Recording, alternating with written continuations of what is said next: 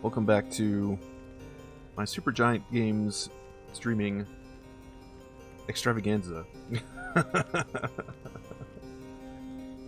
This is the last game in our journey, and for me, it's one of the most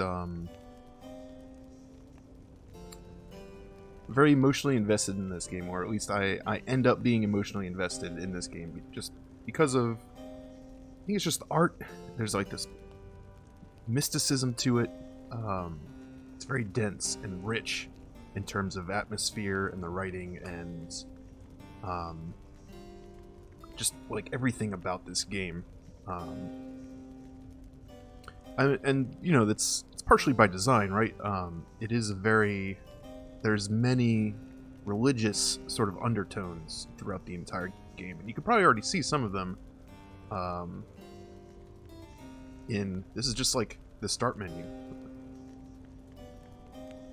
And of course,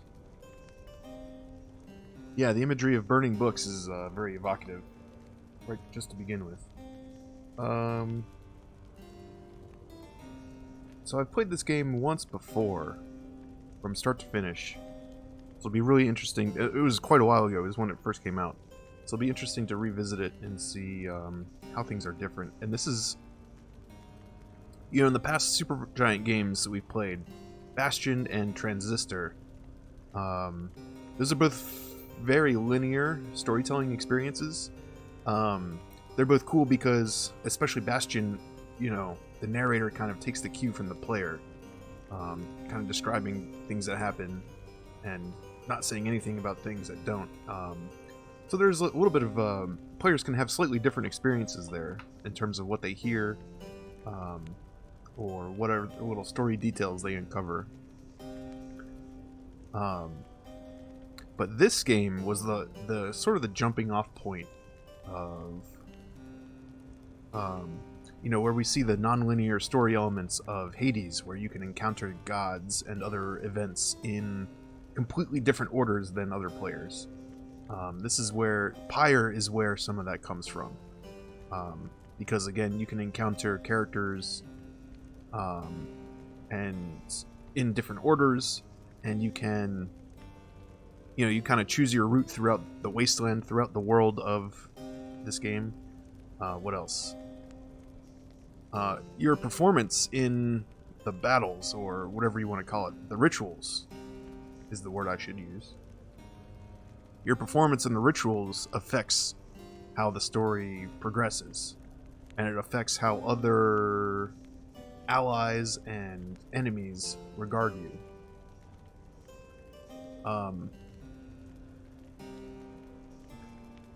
So it's kind of hard to quantify, in just kind of in a similar way to as Hades is difficult to quantify, because, you know, you can play it once and you kind of like get the idea of it, but you won't really get all of the story.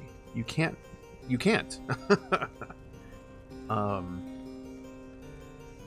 It's also interesting because there isn't really, unlike Hades, which is just kind of an ongoing, like, infinite thing. You know, with that game, you're just supposed to keep playing, and you just learn more about the world and make more stuff happen as you play. With this game, it has a definitive end. There is an ending.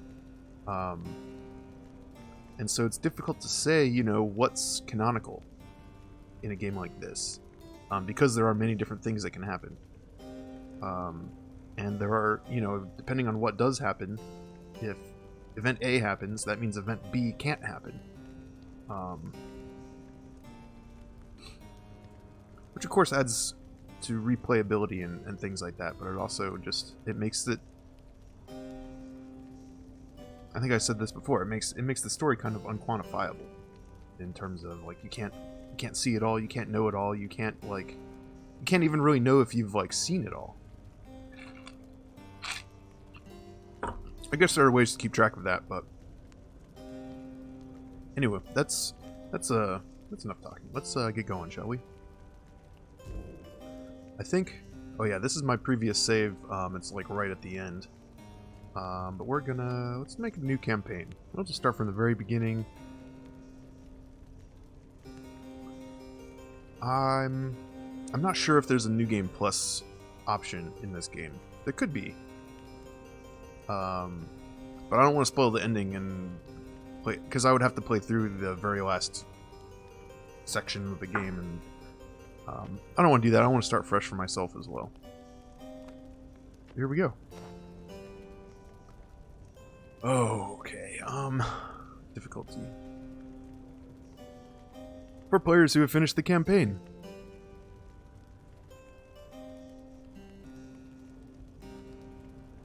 Let's take a look.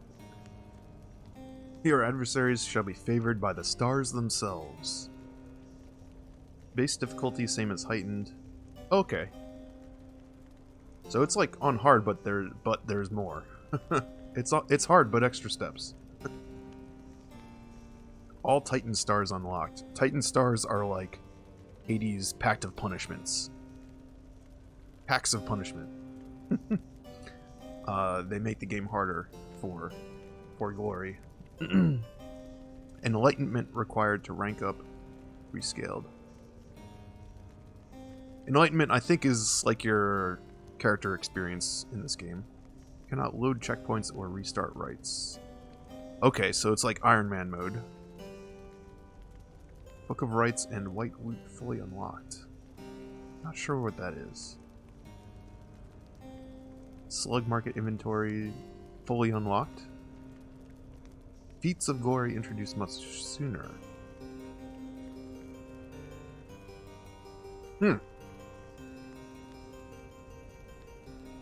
Interesting. But, I'm gonna go standard.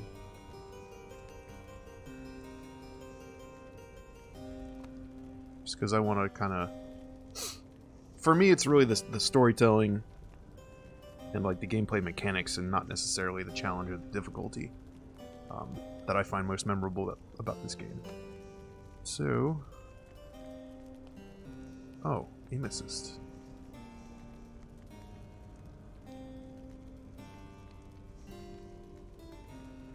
No, we can probably change that later. Let's try it. I don't remember having that option when I played this before.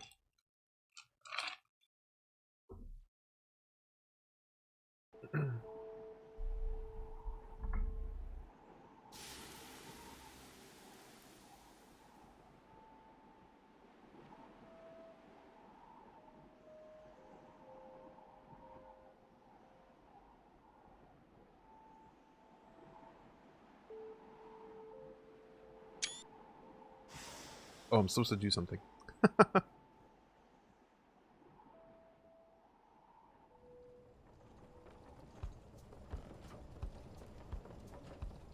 Yo, Night Seer. You're just in time.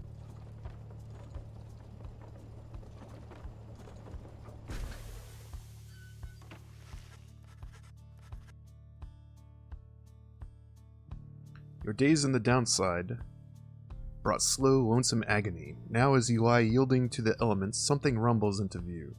3 shapes emerge, each clad in strange attire. Oh yeah. This is something I love about this game. It's obviously got some visual novel elements, but it's got these keywords that get highlighted, which lots of games do to kind of like, you know, point out what's important about each sentence. But the Supergiant goes a step further, as they always do. You can highlight those keywords or hover over them, and it will like give you a little description. Like it's like freaking Wikipedia. It's such a great idea, and then that gives them, you know, that gives me a greater insight into what this introduction is all about, and also it gives them another opportunity for a little bit more flavor, because they can describe what it is. They also have a little bit of flavor text in there. None have been known to return from the Forsaken Land. So we already know quite a bit about this downside, at least figuratively.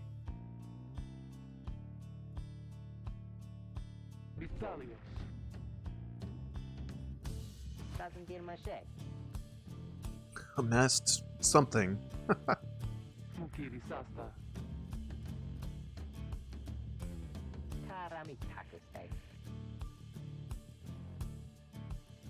persona te tamo. Sugrina. Simpraviuntis. Tereulios. Mazambushan.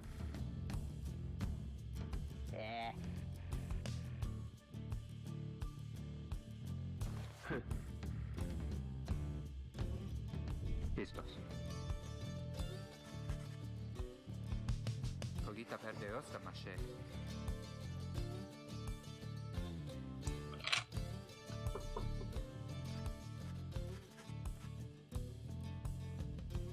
Sina matucem. Edwin, what do we have to say about you? He's one of the 3 masked wanderers who found you clinging to life in the downside.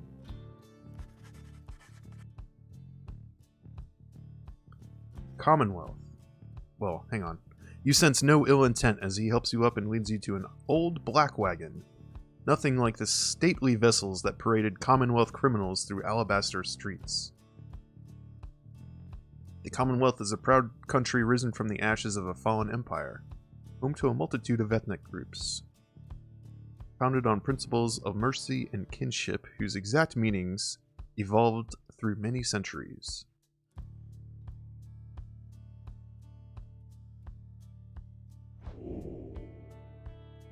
And here we go. Home, sweet home. Decretanaste. Agnosenta. Gravitas ta. You may call me Jodariel. Which is pretty cool looking, right? Denasenta. Look at this guy, though.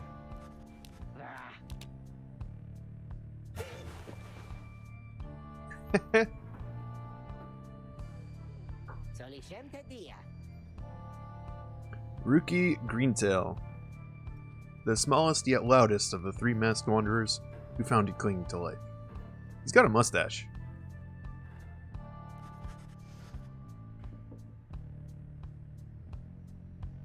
Tereso.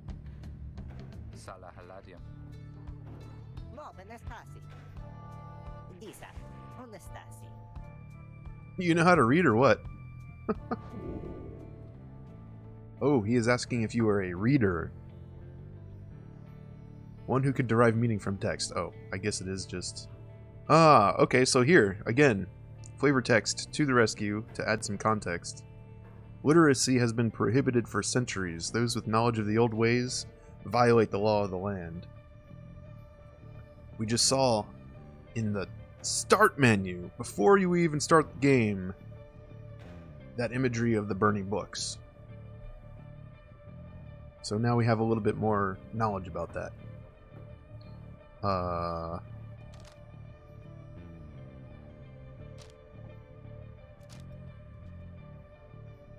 Remain silent. Ropira she.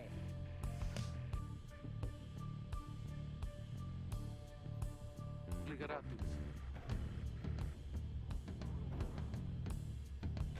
Cogitenta. The exiles indicate the books in their possession. Let's have a look.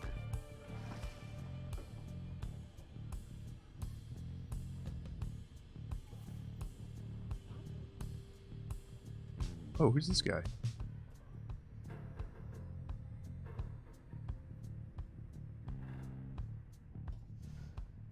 Oh, they got little creatures living in here too. Oh, there's their masks and their robes. Common room must be back there. Oh, this thing is like way bigger on the inside, huh? Odd creatures. I'll get that little guy.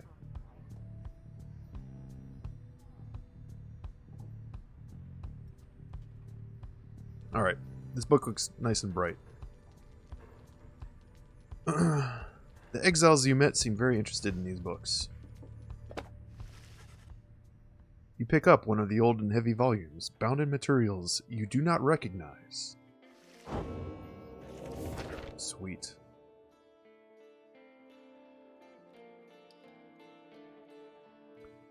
Remember the Codex in Hades?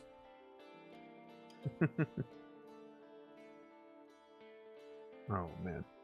Should I read this whole thing? Forward. A formal welcome undersigned by the 8 scribes. You, dear reader, are an exile of the downside, such as we, the 8 who wrote this book of rites. That you possess it and have capacity to glean its words is testament enough to your potential.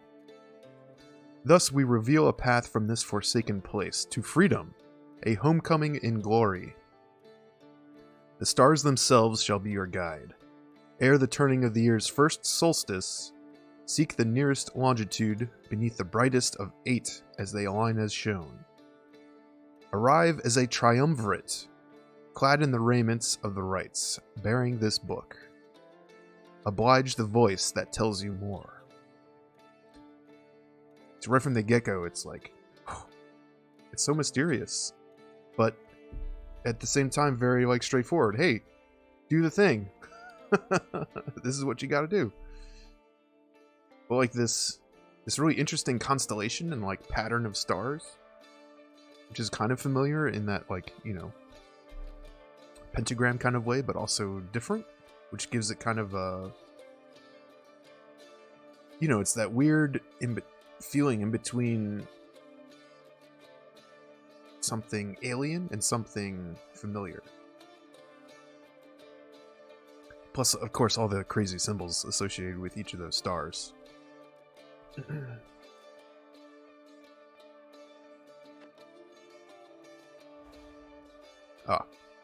It just gives us the more readable text.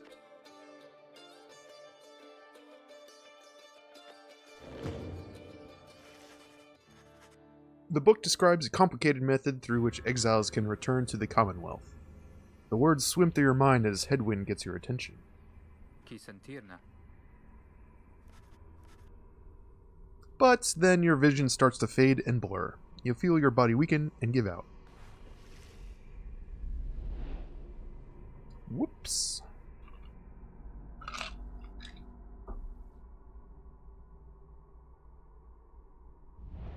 Reader, Whoa. dare you tamper with forbidden knowledge? This must be the voice they were talking about. So soon after your sentence into exile. 'Tis true what the book says. You can be free again. Perhaps not you yourself, but someone worthy of the privilege. You witness now the path toward salvation. You witness the rights, the one way to return to glory. Though in your case, I hardly think it possible. Yet, by the grace of the scribes, it is my duty to inform you anyhow. Allo sei. Loricasta. So this was supposed to happen. Oh, ma. Peretusa. He should be out there still. For now, we have to put our faith in him. Barosta. Ratanas.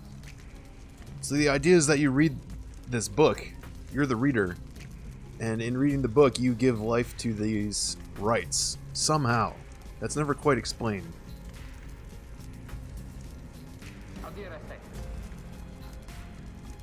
But they can, like, obviously communicate with you because you're the one reading, you're the one playing. This game forms a very intimate and very interesting relationship between the characters and the player. Because as we'll see, you know, all of these characters are actually controlled by the player.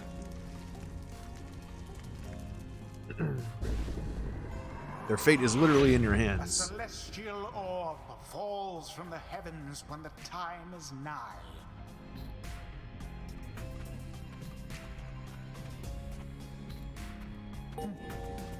Exiles conduct the rites as a triumvirate, for they must prove their trust in one another, not just in themselves.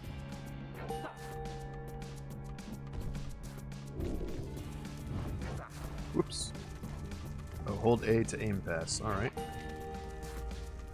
The three must act as one.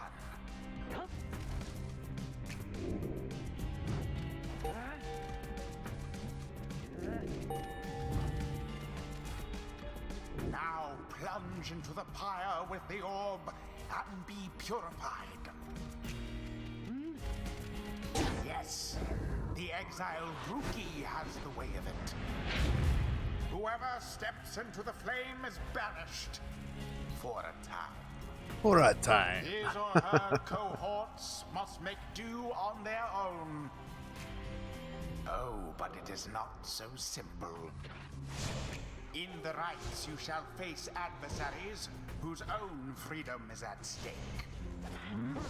Beware the aura that surrounds them, as they shall beware yours.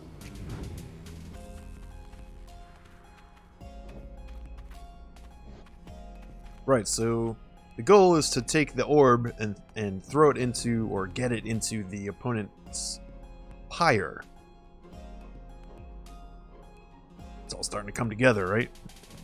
Of course, when they pick it up... so you can... It's about to explain this in a little bit, but each of your characters works a little bit differently.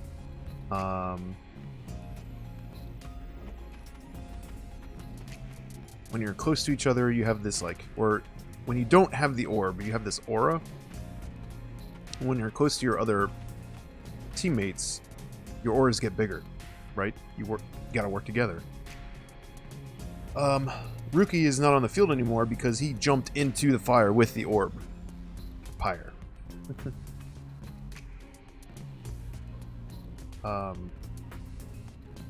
So that means he has to sit out until, I think, until we score again, so to speak. There's other ways of getting the orb into the pyre that don't affect, that lets you keep all your characters on the field, but it's usually worth less points. You notice that mine is at 100 and the opposing one is at 85. The goal is to reduce the other's pyre to 0. I'm sure I'm just explaining everything the tutorial is about to explain, so let's just keep going. The aura is your wrongdoing. Accept it as a part of you.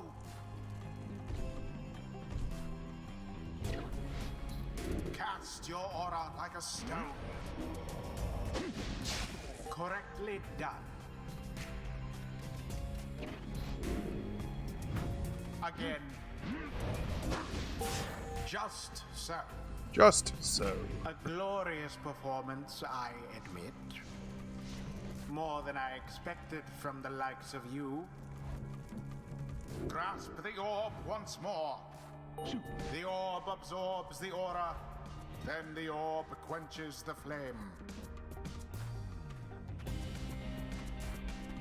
Now I say jump.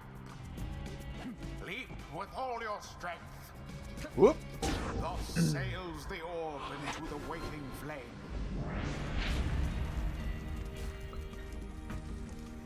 Yeah, so I use Headwind, so now The adversary's Rookie's pyre, back. whilst yours yet burns.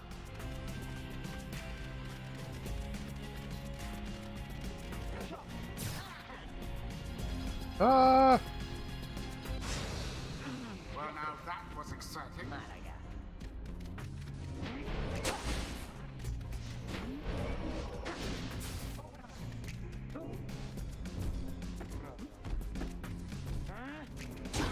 Yes.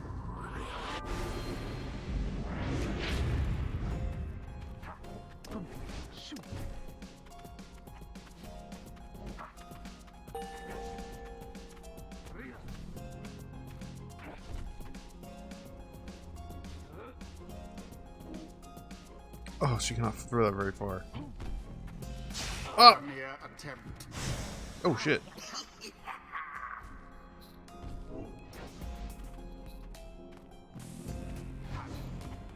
Nope. Glory to the scribes.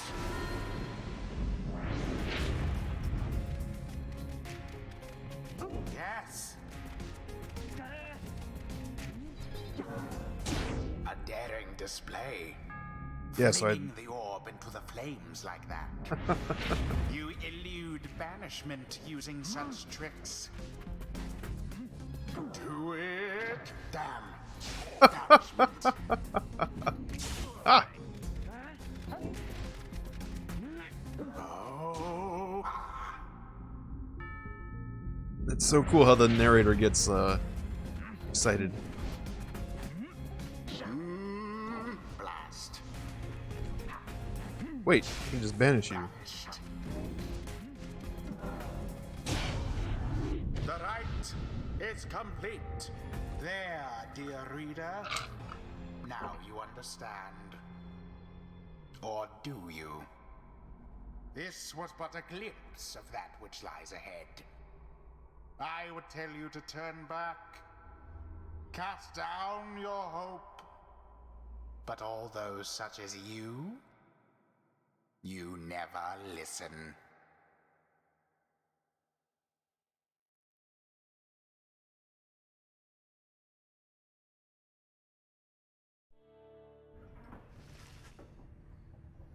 The others are still picking themselves up as you awaken.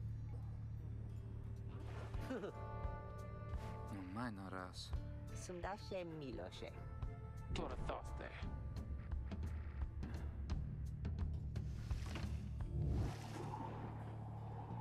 Jadariel leads you outside where a clear night sky awaits. Solishamta. Where shall the rites commence? You gaze at the stars.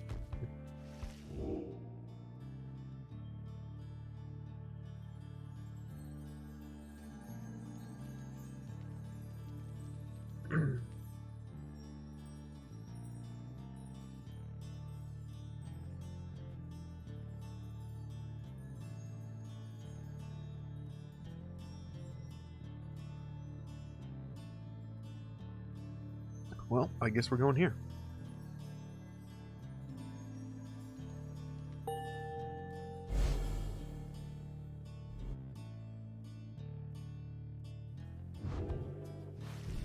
Arazetema. Bridge of Goal.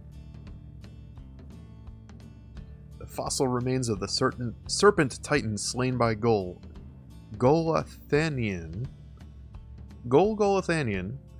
yet loom over those living in its shadow. Consilia. Indaratarios.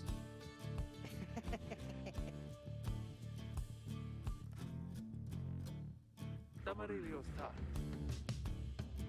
Bravo sta frati. Kereamios. Freedom. The rights are the key. It is a lot to take in. Your fellow exiles await you in the wagon.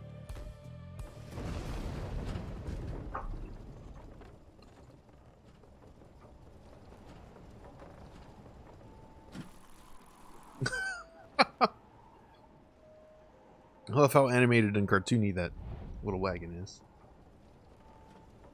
Downside Prairie. Hey, for a wasteland, this doesn't look too bad. You arrive in Downside Prairie, where the road ahead is forked. There's a lack of consensus about which way to proceed. Now, this is where things start to get a little more interesting.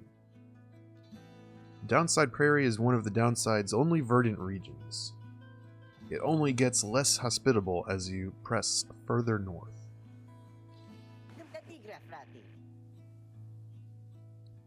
So Riki wants to go north, got an associate holed up in Hollowroot,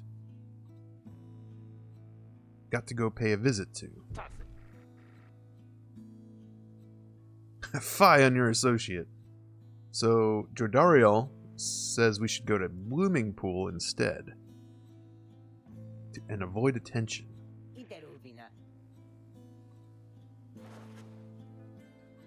Loriomatas.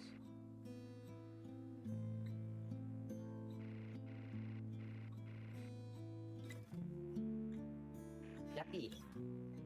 So of course, being the literate one, I get to choose. Aderas. I get to settle these arguments. Pistalium.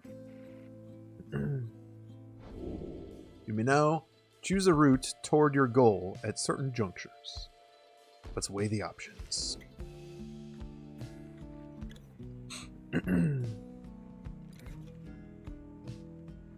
Well, there's one way over here. Oh, that's I think our final destination. We have to decide, do we want to go through the north path to Hollow Route? The northern route to the Ridge of Goal goes through a small exile encampment. Rookie knows someone here who owes him. So it gives you a tiny little hint of, you know, what might happen if you go that way. The southern route to the Ridge of Goal goes through a humid area packed with hot springs. Jodariel thinks she can find rare flora here.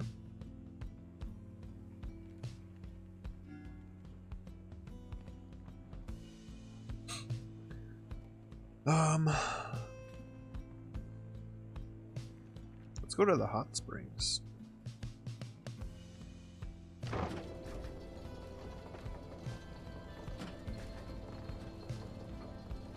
How exactly is this wagon powered?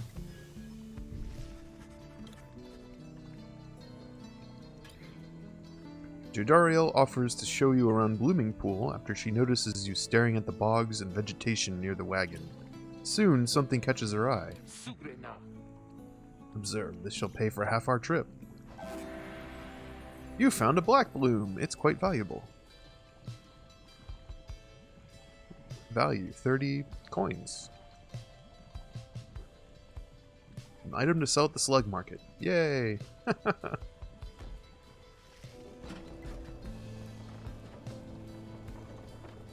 don't know what Rookie would have found.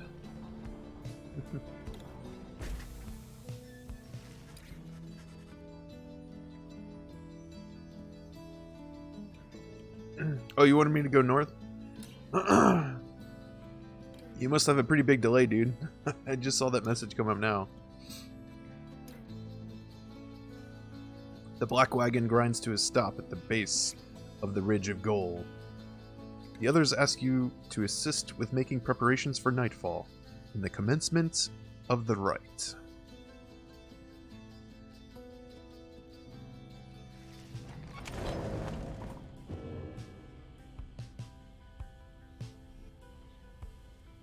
So now we're making camp until nightfall. Can't do the rites without the stars. This is where you have a chance to interact with some more stuff and people.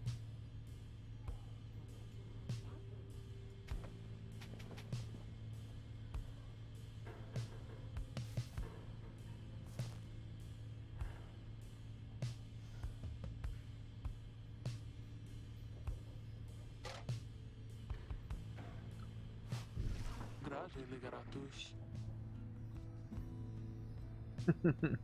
Greentail here was just complaining how you opted not to take us up to Hollow Route. Sorry, Nightseer. Viderinantis?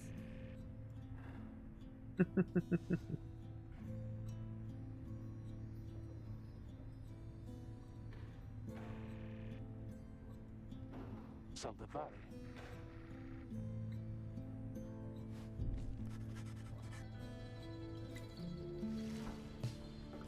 Alright, so as you progress, you also unlock more of these pages of this book.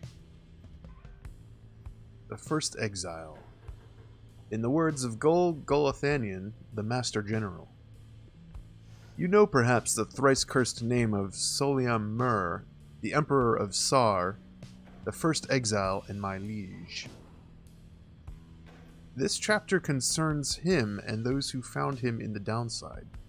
Each of us was sent to take his life. Such was the hatred for him in and around his country.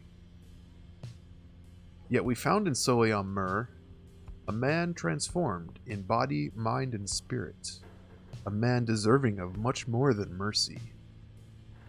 In time, he named us all his scribes, and he became the 8th. It is my greatest honor now to share with you his deeds. To know his story is to know the rites. So I'm thinking... This is the guy who was talking to us, right? The one who was narrating the tutorial, telling the reader that, you know, he should probably tell us to not try to gain our freedom because we're not going to listen.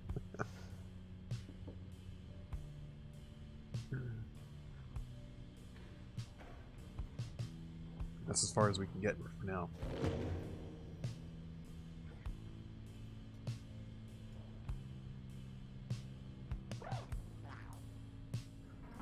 Oh! A drive imp. Creatures such as this must have been bred to push the black wagon along. So this wagon is powered by these tiny little guys.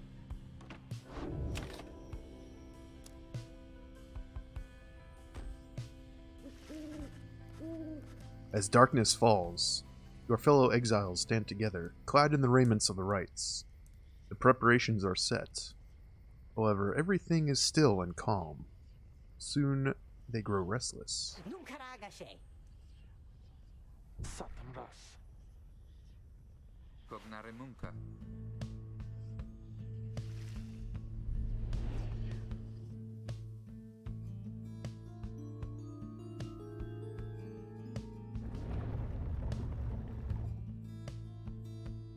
It's a pretty crazy looking constellation.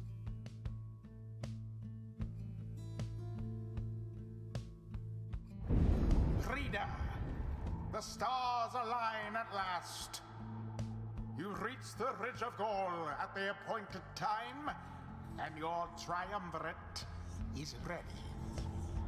Your adversaries in the rites this eve shall be the Accusers. Whose ever pyre yet burns once the other is extinguished shall step closer to freedom. Now let the rites commence. Here we go. For real this time.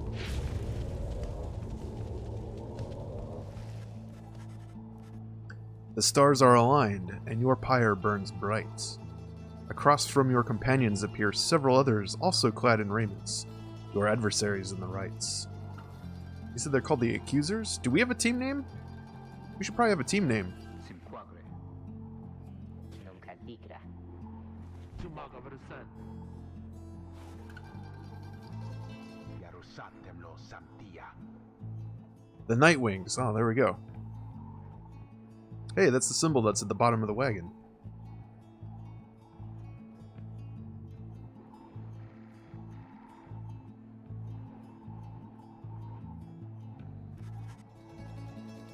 Die ganze Schnall. Lendl. That's a name.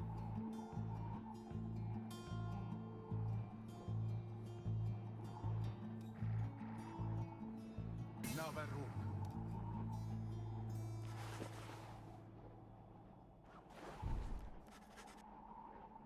It is time.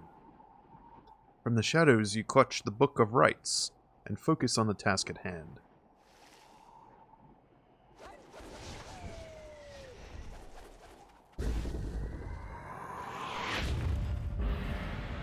Begin.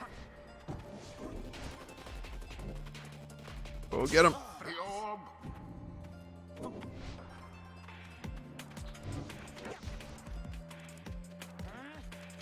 Ooh, got him. Have the Accusers underestimated you?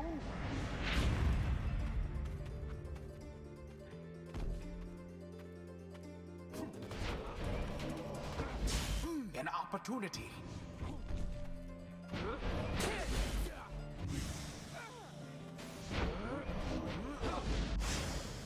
Accusers banished to the last. Oh no, she got banished right at the last second.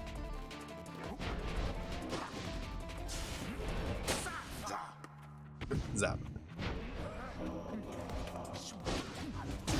Edwin doused the adversary's flames.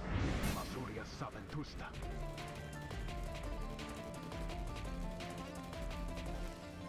It seems that you have flustered the Accusers. Saventusta. Arunca. Have you any idea what that Lendl did to deserve his exile?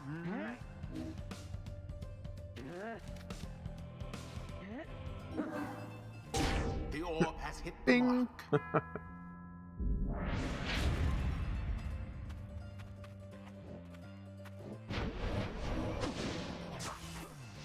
Yes.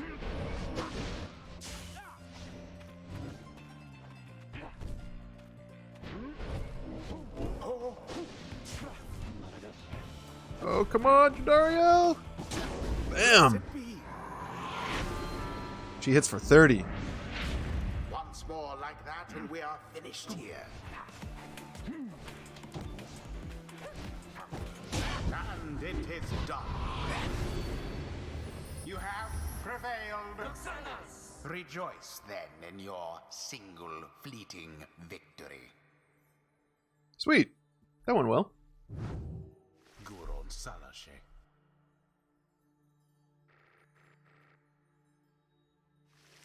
Whatever you say, Bask Lendl. now in the wisdom of the scribes. The exiled Jodariel has gained enlightenment. Only the enlightened can regain their freedom.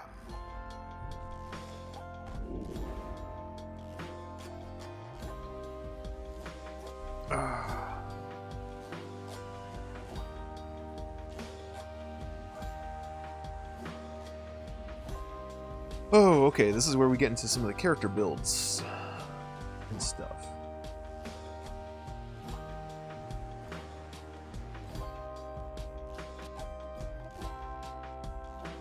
Boons of the First Exile or Sins of the Fallen Empire. Rights Masteries enhancing a demon's spirit and sheer force of will, or Rights Masteries enhancing a demon's strength and physical prowess. Well, she's just straight up a demon. After using her rush to lunge forward, she can rush again right away. After banishing an adversary, Jodariel instantly recovers all her stamina.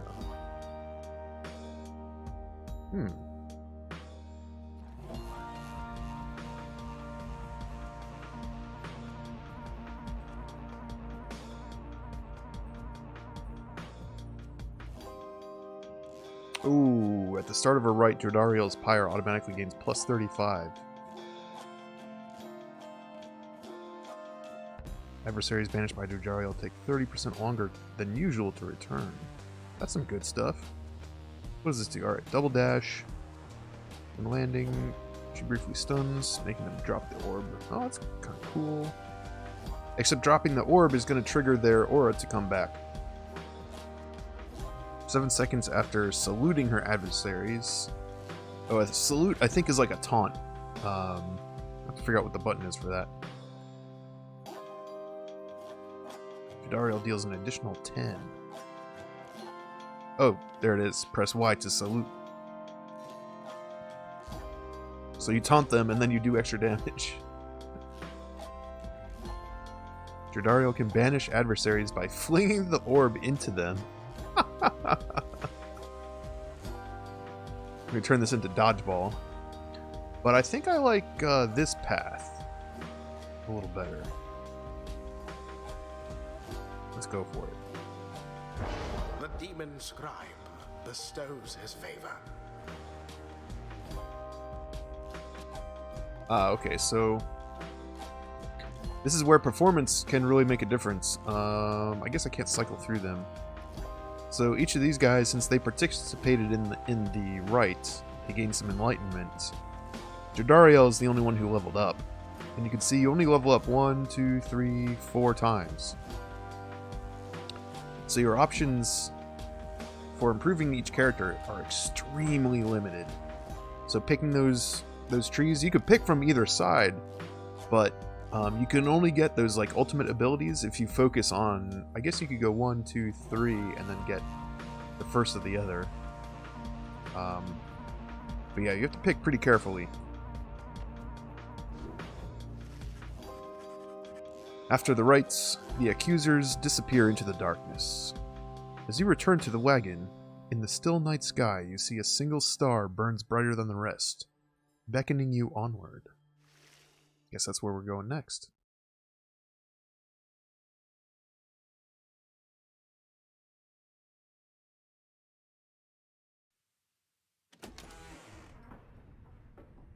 Smadonashe.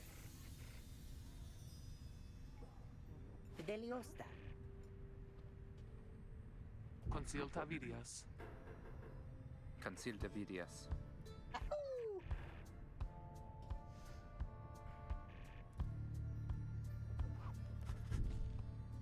Ligeratus.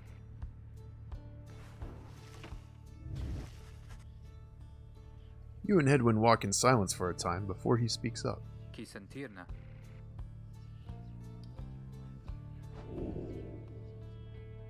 He wishes to know if anything is troubling you.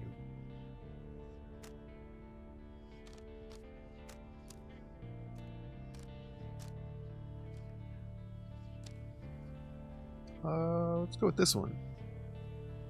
You led your fellow exiles to the rites, yet they have not asked you to participate firsthand. Why? Some terras. Good question, my friend.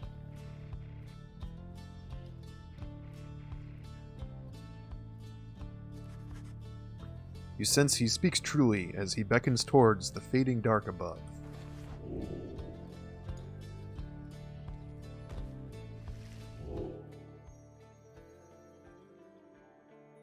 So now goal is dimming. See some other stars out here. But this is the one that we're heading to.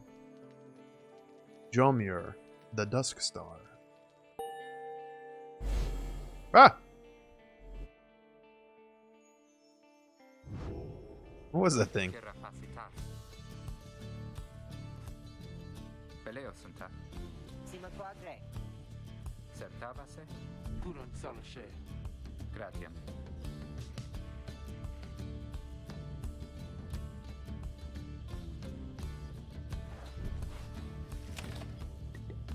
Oh, got someone to talk to over here.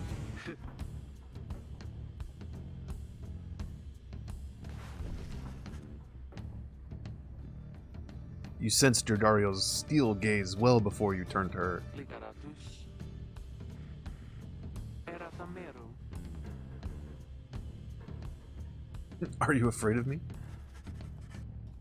You consider the question. You have never before met someone like her, but do know something of what happens to those who remain in the downside for many years. Did she used to be human?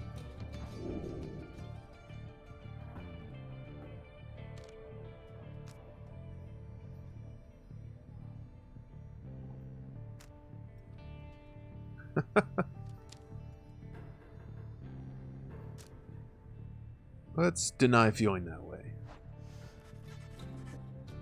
Although you do not yet know each other very well. Wait. The syntax of some of these questions are a little unusual. Although you do not yet know each other well, you do not fear her, and on the contrary, feel safer in her presence. Tashe. Natempravare. In that case, I have much work left to do. You shall fear me yet. I wonder if you say, yeah, I fear you. She just says, good. Oh. Jordario gained +1 hope for the next rite. This attribute affects duration of banishment. Nice.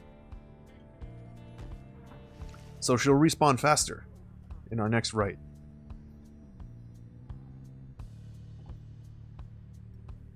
So it's almost like the decisions you make, even though they seem small, conversation-wise, they affect gameplay. Your decisions matter.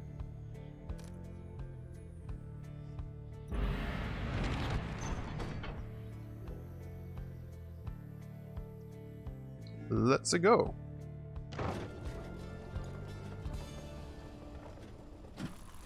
Whee!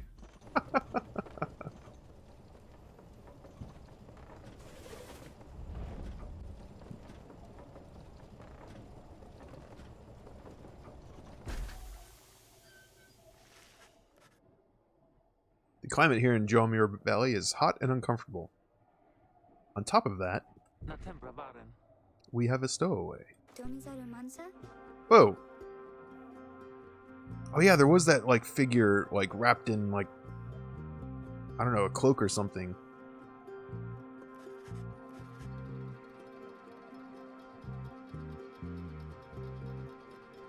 She must have latched onto the undercarriage as you cross the ridge. Her manner is odd, though you sense she means no harm.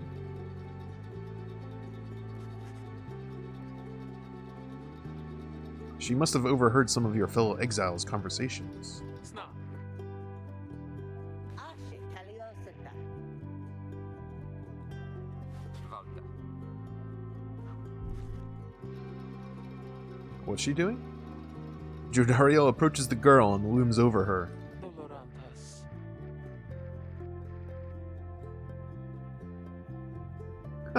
By do it, Jodariel, he meant, invite her to join. Jodariel leaves without awaiting a response, presumably to make room in the wagon for your new guest. The stowaway is overjoyed at this. Mara Teliosinta.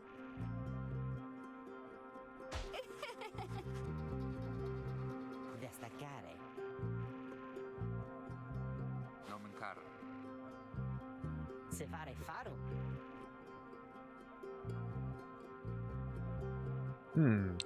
Sandalwood.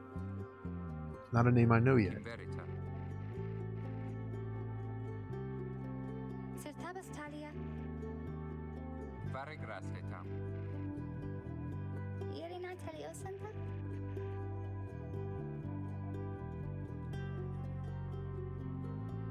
Videre nantis. Vistalia. Her name rhymes with gray. You sense the girl is struggling to recollect certain names she felt best suited her. You think that you can help the stowaway girl make peace with her name.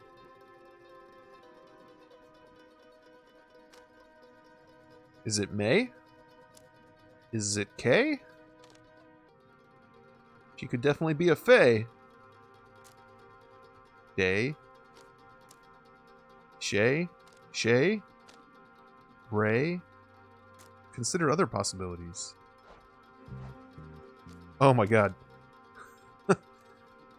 Is it Lay? Che? Nay? Tay? Jay? Gay? Or Bay? This one cannot possibly be right, can it? Gray is Bay. Gay the Gray, perhaps was how her tormentors made light of her.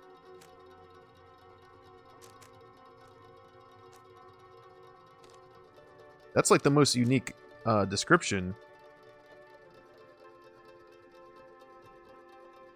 What do you think, Robert? Any guesses? We got what? 14 to pick from?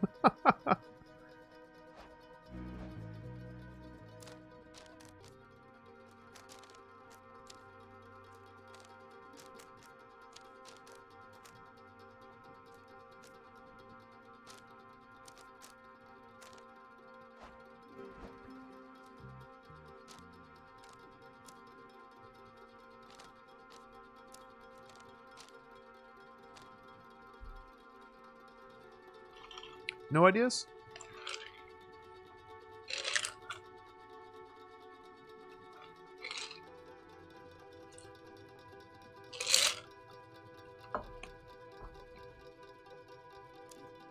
Well.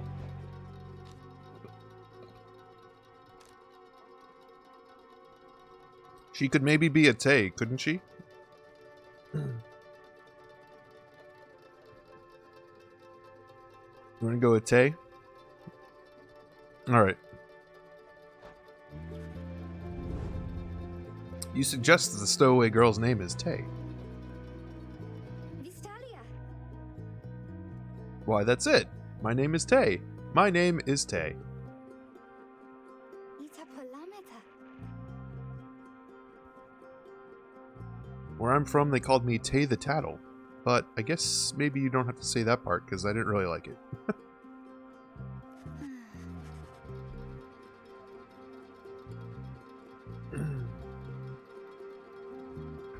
So I was talking about this when we first started this game. How when you have branching options like this that have different results that don't necessarily affect the end story. I don't know if this character has a canonical name.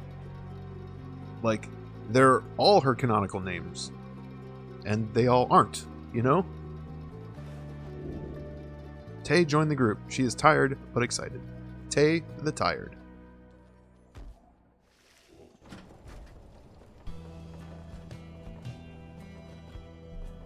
Let's roll on.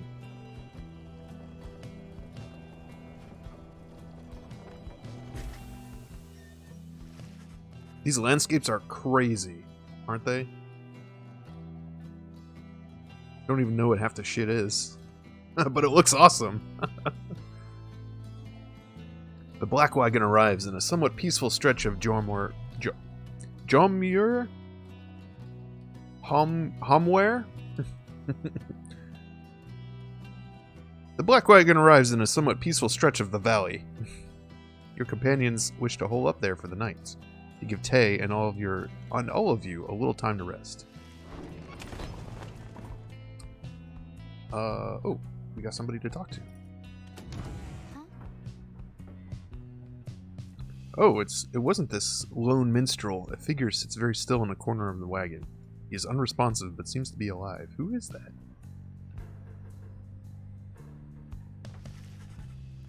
You observe the man slumped in the corner of the wagon, bearing some sort of stringed instrument. You sense he lives, but nothing more. It seems inopportune to ask about him now. Weird, there's just a guy chilling in here that no one wants to acknowledge? Oh, look at him. Anyway. Tay seems to be recovering well, since you found her. She seems fascinated by everything and everyone in the wagon.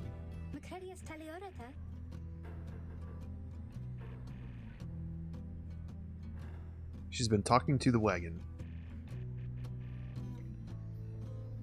The wagon, he and I are the same age. What?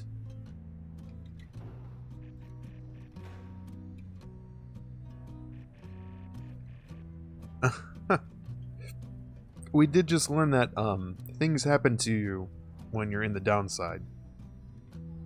It has, like, perhaps a psychological effect.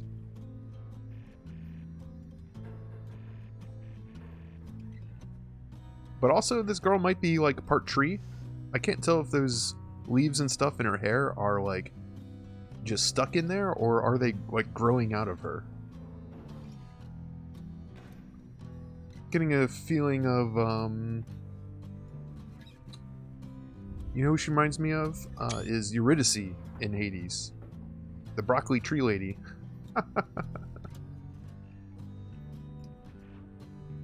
Bye, mister.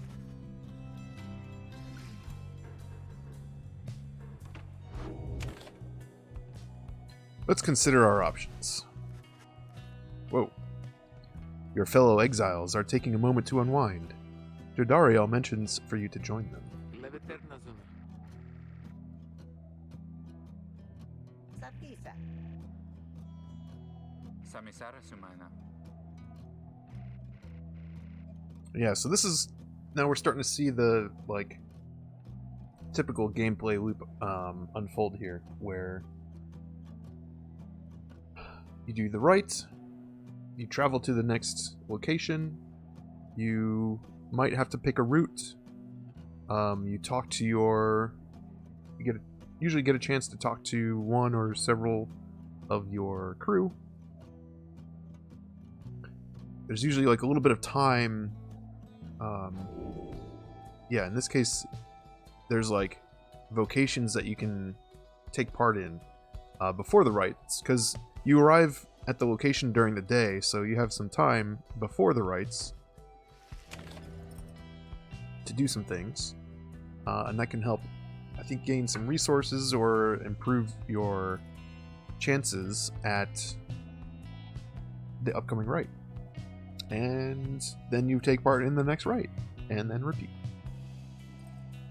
Alright, what can we do? Forage for resources. Search the surrounding area for valuables to add to your Black Wagon stash of goods. Study in private. Hone your skills as a reader to grant small global bonuses to your fellow exiles during the rites. Or mentor a companion. Teach your fellow exiles of the old ways to raise their individual rank in the rites more quickly. So you can try to get some resources, try to grant global buffs, or try to basically give your teammates some bonus XP. I think it's just in the next rite.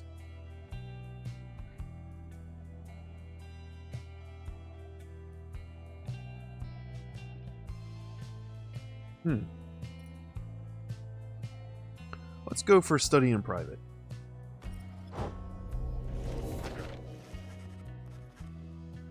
You find a relatively quiet clearing to study the Book of Rites with undivided attention.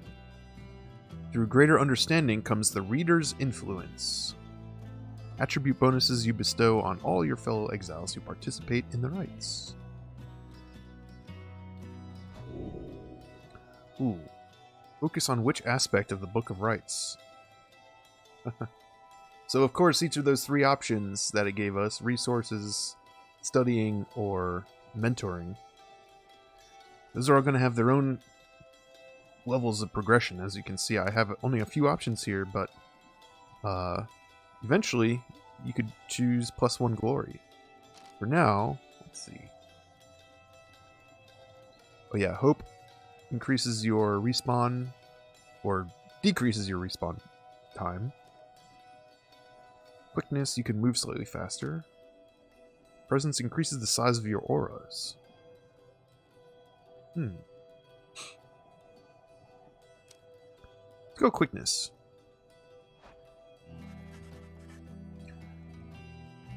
You concentrate on your knowledge of the 8 scribes, and how together they composed the Book of Rites among their many feats. Inspiration comes to you in a flash. Whether from the book or from within, you cannot tell. You gain the reader's influence, celerity. Oh, and we also see rank 1 of 2. All Nightwings gain +1 quickness. You can increase the rank of each of these buffs as well. I think it just becomes +2, but we'll find out. Alright, so this I believe means there's no little icon over here, so there's like no one to come see. Let me just double check. Yeah, no changes to the wagon. Let's continue on.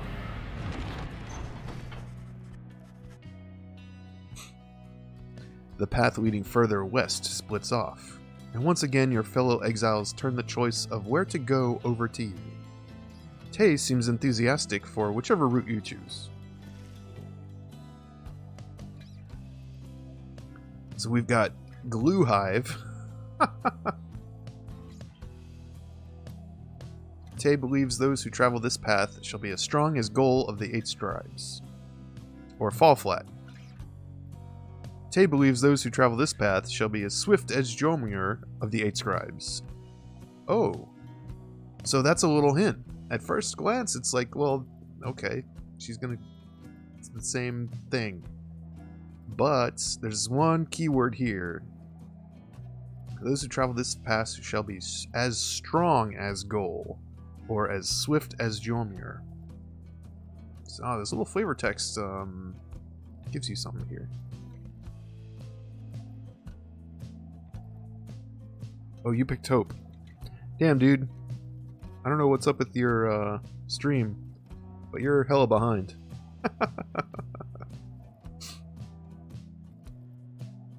Are you on your phone? That could be it. I think mobile tends to be slower.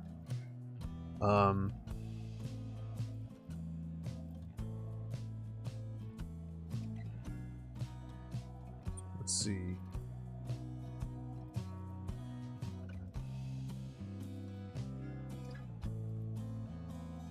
Well, I'm already getting a swift or a quickness bonus, so maybe I should pick the other one. On the other hand, I could get a double quickness bonus, maybe. Let's not get greedy.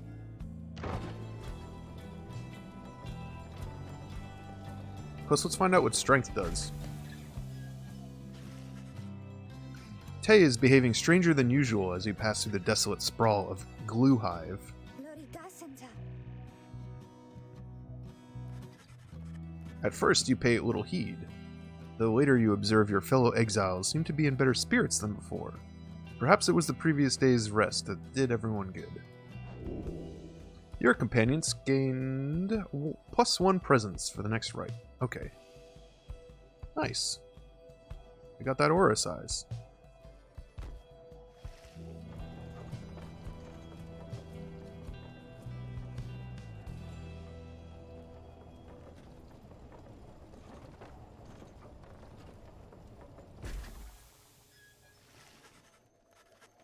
En route to the spring of Jormur, you hear all about the roving slug market, which appears to be nearby. Ruki insists you take a look after you settle in.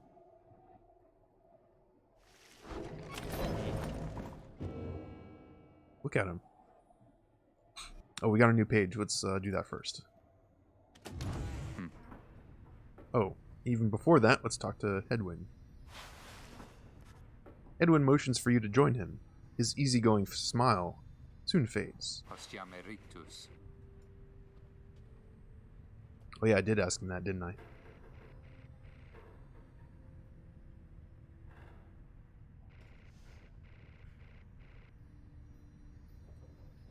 Inci Pyre.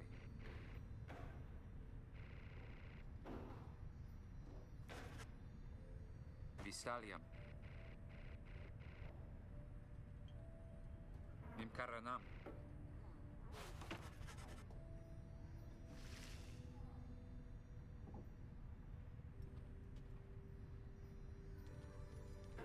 So he kind of answered my question about why I, as the reader, can't participate in the rites directly, but also kind of dodged the question.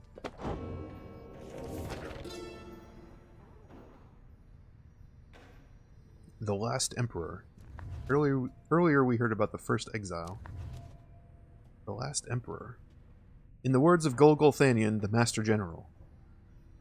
How many nations did I scour in the name of Solium Mur? How many countries fell before our spears and blades? Such questions mattered less to me with every passing victory. Our legions swelled across the land and our dominion grew.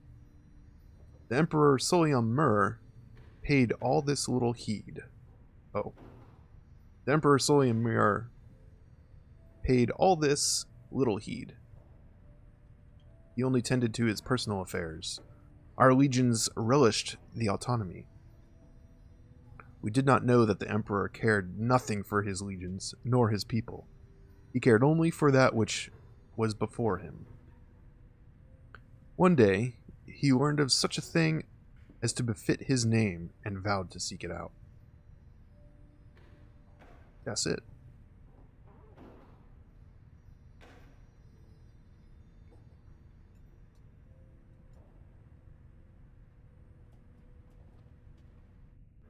So wait. Oh, I see. So the Emperor, the last Emperor, was Solium Mur, who also became the first exile. So we can start to put together a little bit about what happened and how all this started. Alright, let's get out of here. Let's visit the slug market.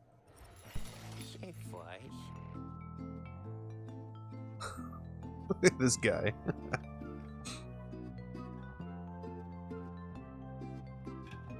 Hit him. Hey, Ron. His name is just Ron?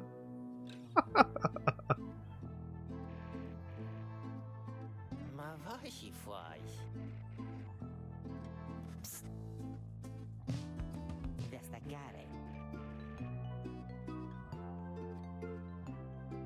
There's something here connected to this rights business. See if you can spot it.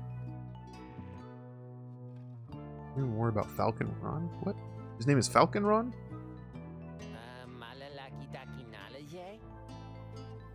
Oh, he wants my black bloom.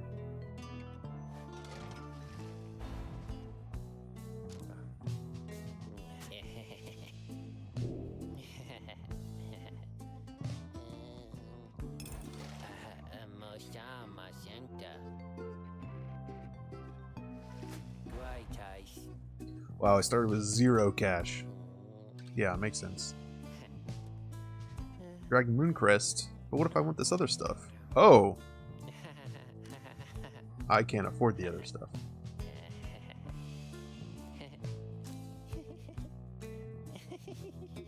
This dude won't stop giggling. Alright, Dragon Mooncrest to your stash. Proceed.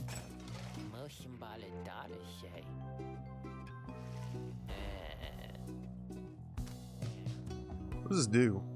Rank 10 Talisman. After being banished by an adversary, the bearer has a chance to return immediately. Oh, 30% chance. Cool.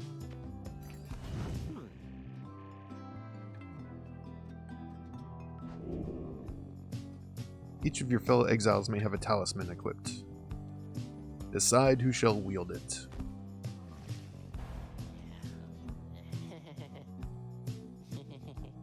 Alright, so each character has got one accessory slot. Jadariel's already leveled up once, so I should probably pick one of the other guys to give them an edge. Who ends up being banished most often? Actually, it's usually Jodariel because she's so darn slow. But let's put her on Headwind.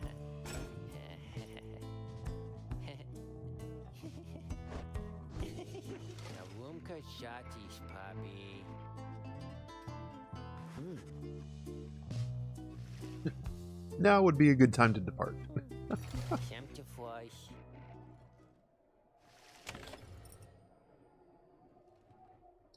I think we can go back in here. I thought there was a way to...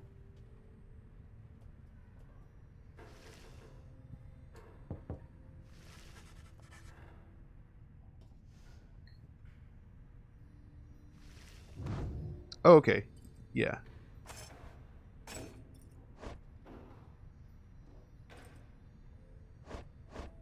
So you can just hop back into the wagon and reassign stuff. Commence the rite.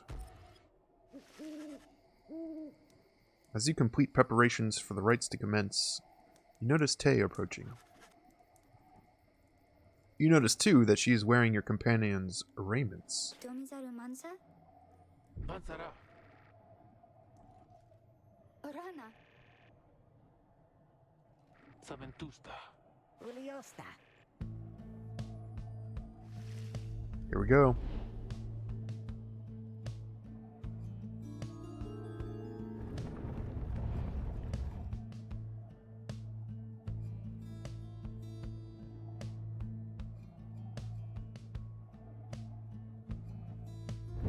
Reader, what brings you to the spring of Jomir? Why, it must have been the stars. Although it seems that your triumvirate now numbers 4 exiles, not the expected 3. The rules of the rites were not created for you to besmirch. Prepare now to confront the fate. They still honor the traditions of the scribes, and surely have been longing this place is cool for looking. this chance. But first, you have a choice to make.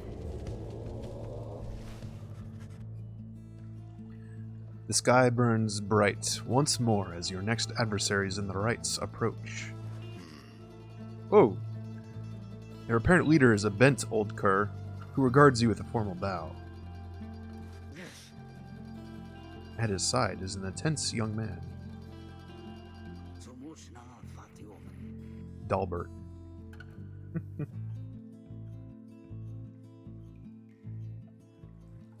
Not tandem, father.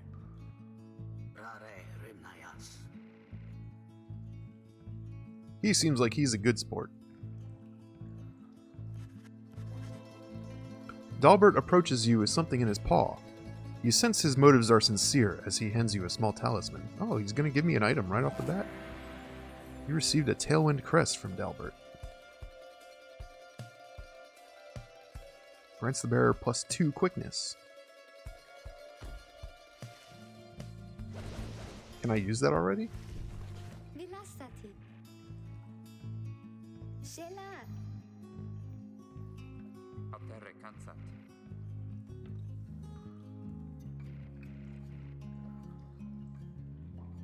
Kadiro. Era legaratus. Alright, so now I gotta pick my team.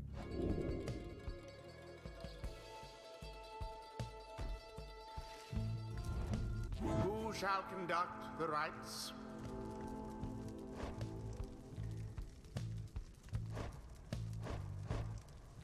Alright. Oh yeah, we can actually see their stats up here at the top. Ooh, she's pretty quick. She's almost as quick as Rookie, isn't she? What does Glory do? Oh yeah, damage dealt to a Pyre. So Rookie is the weakest there. Jordariel is twice as strong as he is. He has almost no presence though. And hers isn't much better, but it's a little better. Just choose. Hey man, let me take my time here. Yeah, I'm tempted to go with a little bit more quickness here. Plus I can give her this to bring her up to the same speed as Rookie. Alright, so we'll pick Rookie. Rookie. Bow!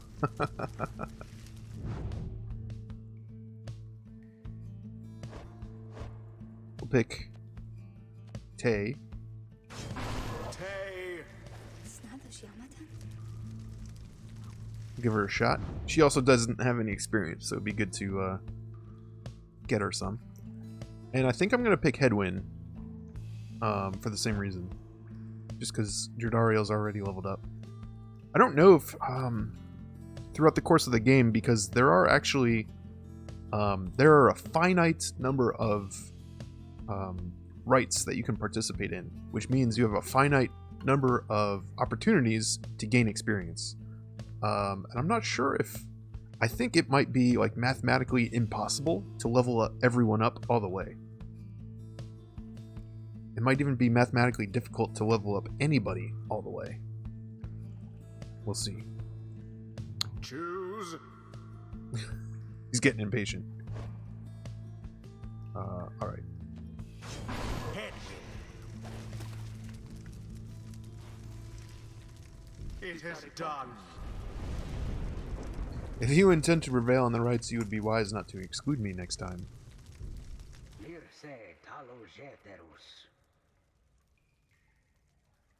Esprage, father. Oh, didn't Jordariel have a boost? I think she was getting like +1 hope or something. Okay, he just went right for it.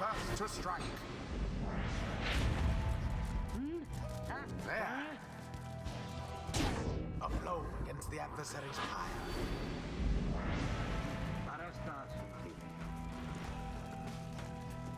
No mare visi.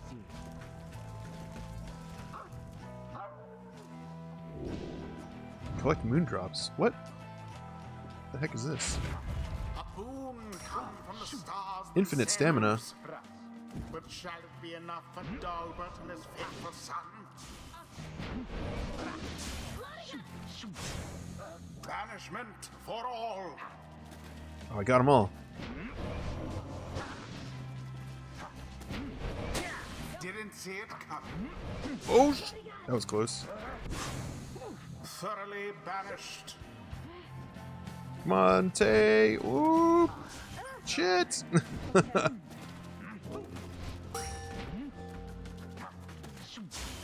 Another banishment.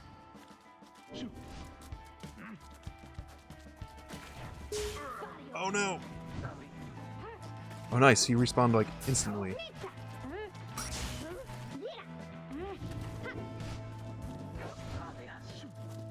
Oh, he's totally gonna, yep. Banished. Ah! Quite foul for the Nightwings. Oh, come on.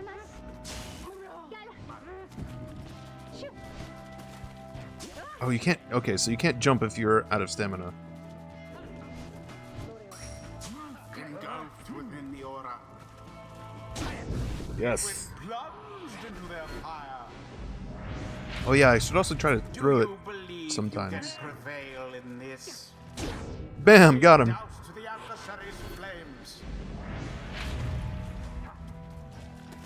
There. Ah! Shit. All of the Nightwings. No, he's gonna get it. Dolmen quench the fires of his foe. Now I got a full team again. Rookie plunged into their fire.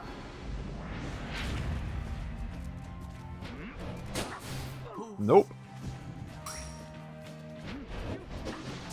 Nope. Nope. That was the last of them. Brilliantly done. 15 to go. The rite is nearly ended. Dalbert dispatched with ease.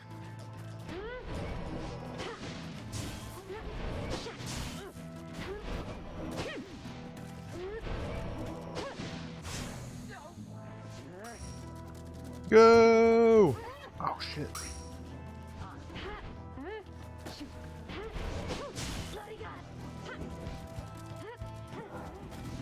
Dalbert Yeah! and it is done. That was a pretty nice little move. It was a glorious performance, I must say. I dropped the orb by Perhaps you flinging shan't it, be quite so fortunate next time. which allowed my aura to come back just in time to get the guy who was chasing me. Oh, hello. You just tuned in a little while ago. Now I see what this is all about. Mazandu simda.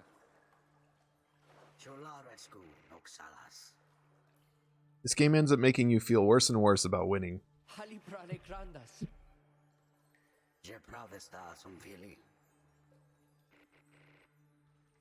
Like, look how old this dude is. Just, he's been waiting for his time and it hasn't come yet.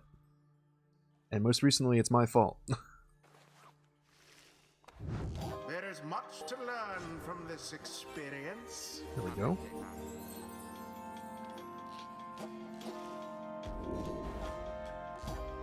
Alright, so what does Headwind got? Headwind and his allies regenerate stamina twice as quickly. Ooh. Ooh. While bearing the orb, Headwind and his allies move with and past the orb more quickly. Yeah, this guy's like, you start to see some of the like almost like RPG roles coming out, like, or developing, where Headwind is like very support oriented. He just kind of boosts everyone on his team, at least with this side.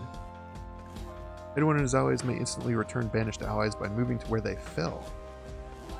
You can like revive people or unbanish them. Headwind and his allies cause banished adversaries to remain banished for 2 seconds longer than usual.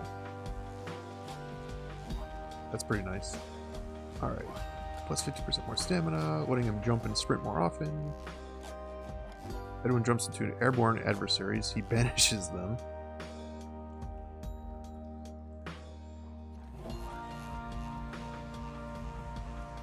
When power casting, Headwind's aura travels in a wider, longer line than usual. After Headwind douses the adversary's pyre, his pyre recovers. Oh, man. I was not really feeling most of these, but this last ability, you can regain.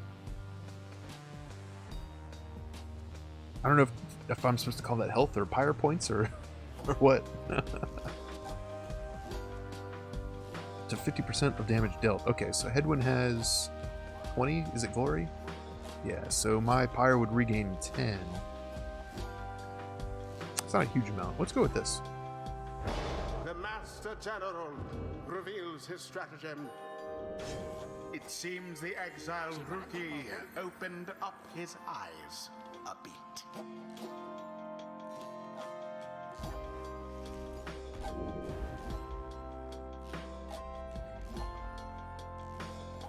Rookie deals an additional 5. Rookie's a good one to run and plunge into it because he's so fast. So this would just give him a... Even though he's got 15 glory, he would do 20. Rookie can double jump. What? Alright, let's look at one side at a time here. When sprinting, he accelerates faster to an even faster top speed. After he is banished by an adversary, he has a chance to return in only 1 second. So we can just make him like a ninja. He can jump a second or third time while airborne. Oh my god. Casts his aura farther. The blast can banish near... Oh, he can... Interesting. You could like chain them together. Rookie soon... After plunging into the adversary's pyre, Rookie soon returns rather than remaining banished. Oh man. That would combo really well with some of these others.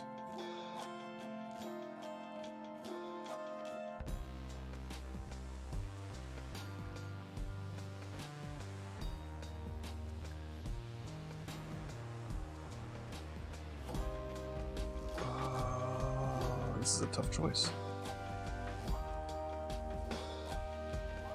We'll go with this. A blessing from the Alpha Chief himself.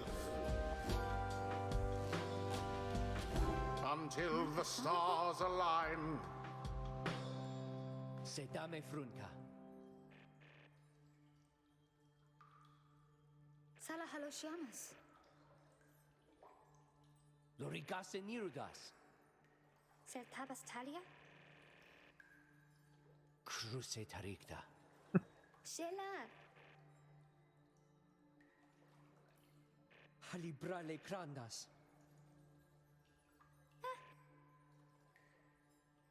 Ah. Visalia.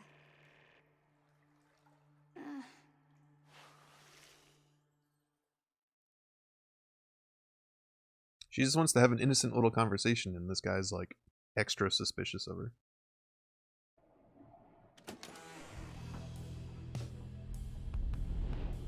Oh. As you return to the wagon after triumphing over the fate, you notice Jodariel tense up and frown. Where did he go?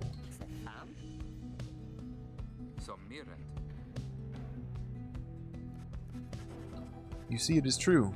There is no trace of the lone minstrel, who had been lying still in the corner of the wagon all this time. You join the others and search for him outside. She was trying to flirt. Yeah, Tay was talking to what was his name? A something. Alan. We'll call him Alan. Almer, that was it. Your fellow exiles have revealed nothing to you of the lone minstrel or how they found him, though you sense their concern as they scour the vicinity for him.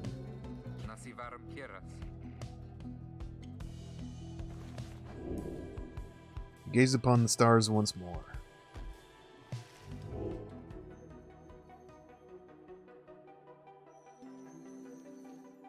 This is where we are.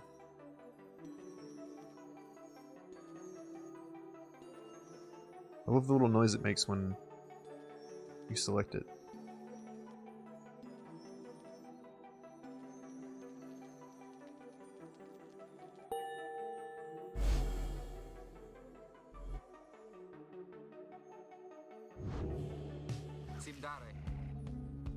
Che di multa sa?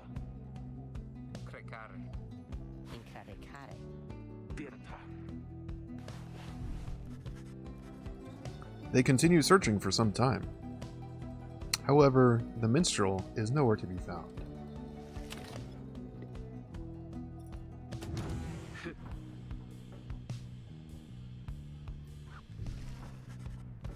After having vanquished the fate with ease last night, you find Judariel off on her own. You sense she wants to talk about your decision to exclude her from conducting the rite. Sorry, girl, I can only pick 3. Ligaratus.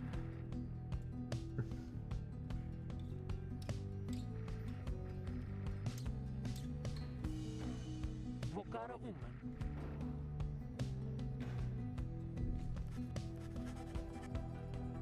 She departs to check on things outside.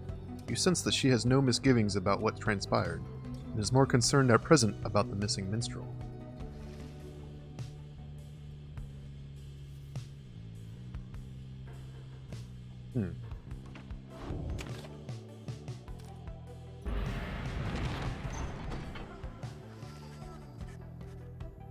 There is still no sign of the lone minstrel, although Jodariel tracks potential signs of movement east.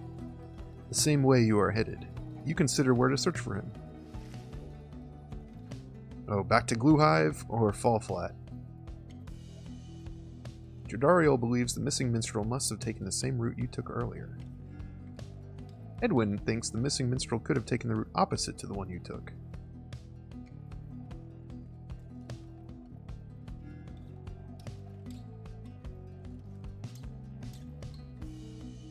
I feel like I'm gonna go with Jodariel's instincts this time.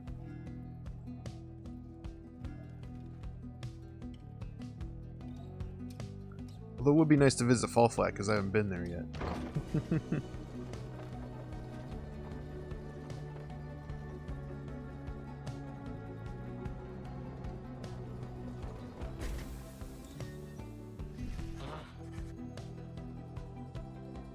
As you make your way through the barren wastes of Gluehive, all there is to show for the missing minstrel is a deeper scowl on Jodariel's face. Damn it. Kirama. Fatarendare.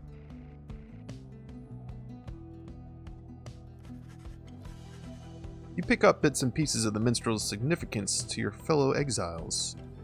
He was there when they first discovered the Black Wagon, but they speak little more of it for now. Who is this guy?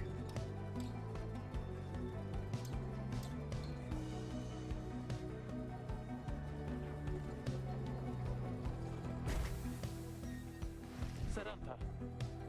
Stop! Umenitom. Orana. What? Temvare cantus. Averade. Your fellow exiles scramble to prepare the wagon for whatever is out there. Once you help them settle in, perhaps you can learn more of their source of concern.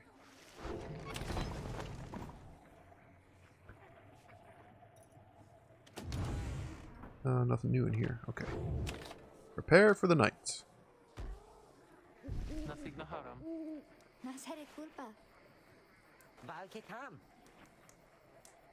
Hiram taritam. Howlers. Lots of them. Sikapi Valta. Nasere culpa. Malede fortum. Nasivaram hierat. Acceptava. Aumare daros. Positia.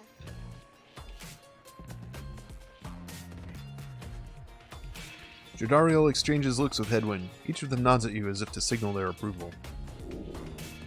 Tay intends to help fend off the Howlers. Okay. Is Rookie a dog? Is he?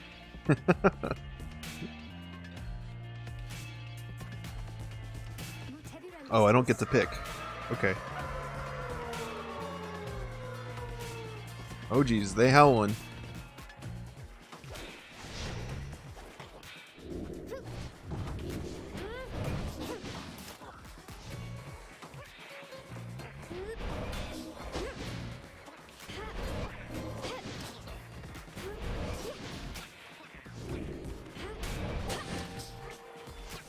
guess this is good practice for casting.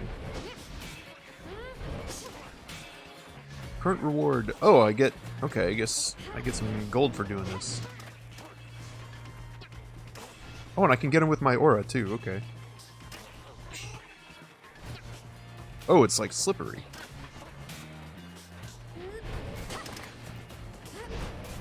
What are these little guys?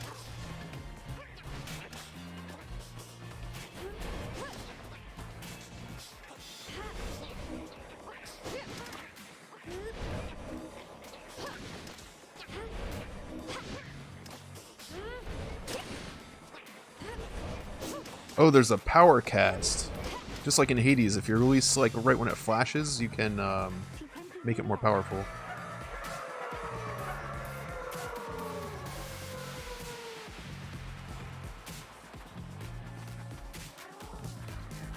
Welcome back.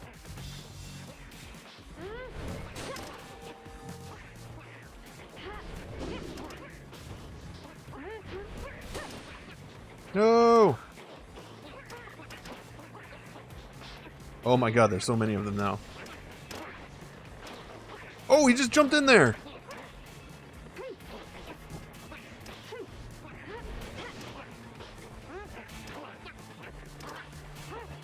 It's slippery and it like prevents me from sprinting, I think. Or it just slows me down.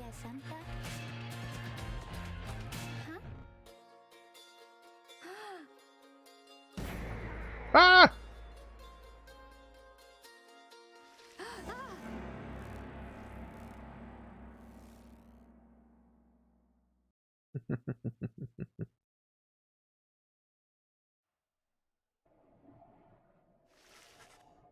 The howling subsides as your fellow exiles scramble out to check on Tay.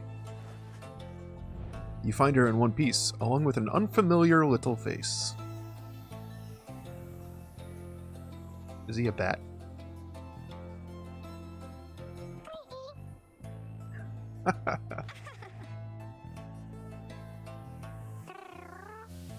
Look at him. He's got a little heart nose. You sense a depth of experience in this creature, at least judging by Drive Imp standards. In fact, you feel a connection to him. If you concentrate, perhaps you can derive some meaning from his calls and screeches.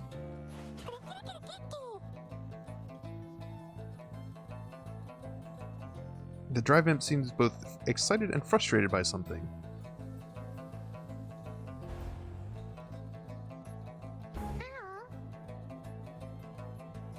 You sense some pattern in the Drive Imp's screeches. He seems welcoming of this. The Drive Imp seems to have history with your Black Wagon. You are beginning to understand him. He recognizes you as the new reader of the Nightwings. He is pleased to meet you. You can now understand this unusual Drive Imp. Well, we actually progressed the game through the flavor text. Makes it so much more tangible. The Drive Imp seems satisfied at having gotten through to you, and you explain to your companions what little you have learned of him so far. No one argues against letting the creature come along. Inside the wagon, the other Drive Imps stare at him with something like reverence. The Drive Imp joined you. He seems to know his way around. Welcome him aboard.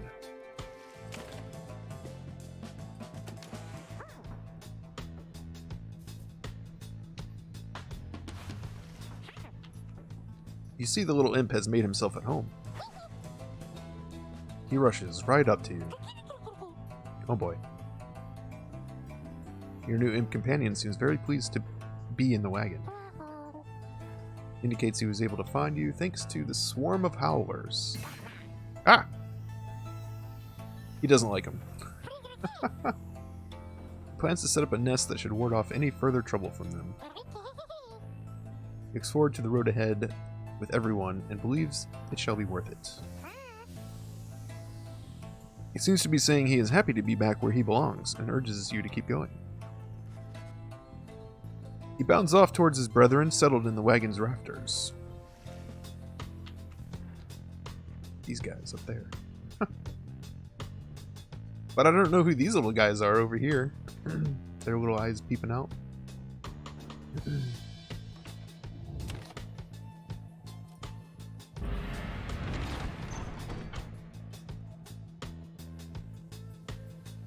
Lick sand. I guess that's our only option. Your new imp friend seems insistent that you take this path. Oh, are those peepers on the left? Yeah.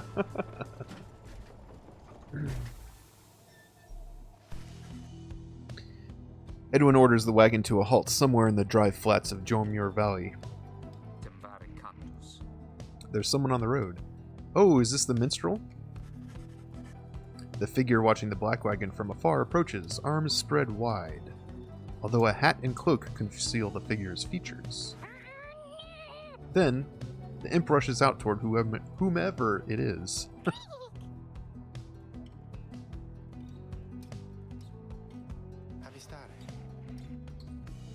The lone minstrel, this must be him.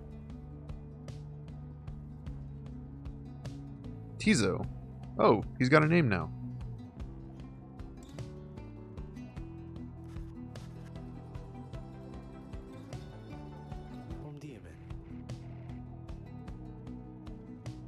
Maratia difícil? Pensariamita. Tom Rajit Kradu.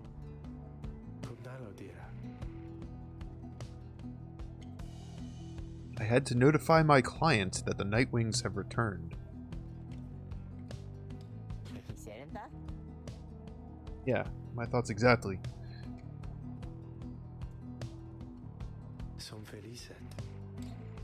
Sandalwood, there's that name again. Septave keras.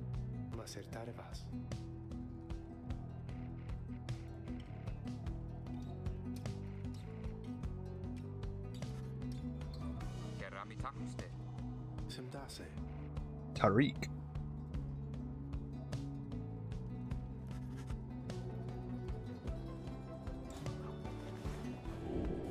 The lone minstrel rejoined the group. Party's already like twice as big as when we started.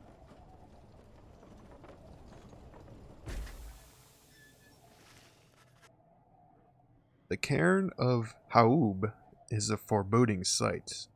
It is here that the next rite is soon to commence. It's a giant skeleton.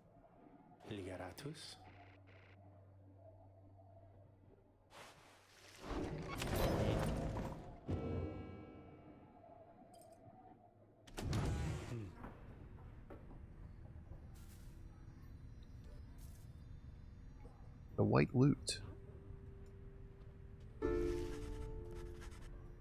The lone minstrel and his white lute chronicle the journey of the Nightwings through song. Using it, you may hear glimpses of your past experiences across the downside. Oh, okay. Cool.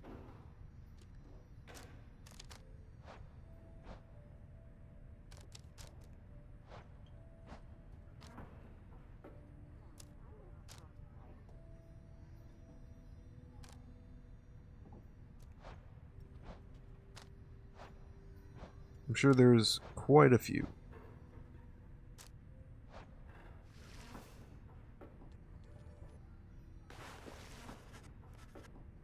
The lone minstrel seems to have situated himself in the wagon. He is very still, not unlike when he was sleeping.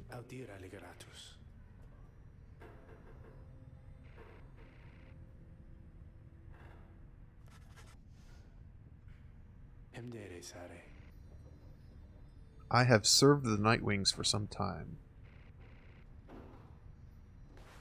The lone minstrel nods farewell to you and steps away. Story time. The Rope Caller. I knew it was a fool's errand, but my liege, he would not listen. He instead insisted to pursue a certain treasure, a celestial orb, freshly fallen from the heavens in the reaches of the downside. He would be a living legend if only he could grasp it. Whispered in his ear that... what is that word? Kalmar Rope Collar? That Kalmar Rope Collar. His elder and most trusted aide. Would that I slew that man myself. He was a simple and yet brilliant ruse to draw the Emperor farther still from his responsibilities and toward his greed. Thus did the Emperor begin an expedition into the Forsaken Lands. He insisted that he go himself.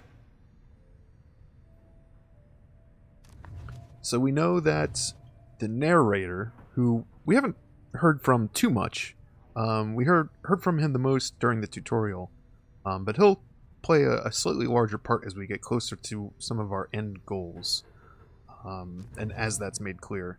So we know that he is the first exile, and was also the last emperor of whatever this grand civilization was. And now we know that he was somehow sort of...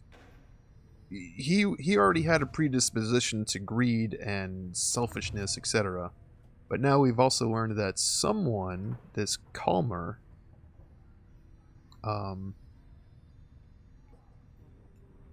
was using that to his advantage to goad him into further action. But to what end, we don't quite know. Besides, I suppose, trying to get him exiled on purpose? We'll see. How do you have room for everyone? Oh, in the wagon? Yeah, it's... You never, like, see any people, like, wandering outside, really, so it's hard to tell, like, just how big this thing is. You get some idea by looking at these little stairs here. But yeah, when we go in here, it definitely seems bigger, right? And there's this extra room, and this will bring me in here. But yeah, it's kind of amorphous. You don't quite know how all that works. Mo, Pegasin flies. Yeah. Vertrouwen Pauliefleisch. Maar staat in een pentacogentai?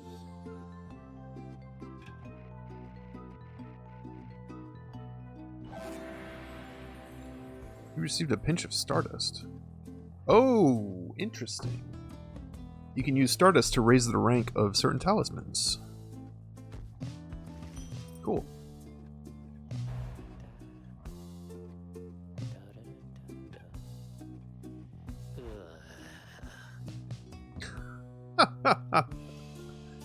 So last time we talked to this guy, he was just like giggling and chattering to himself the whole time in the background while I'm like trying to read all these descriptions.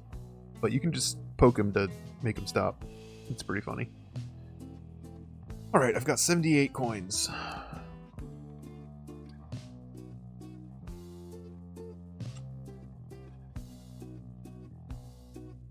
Oh.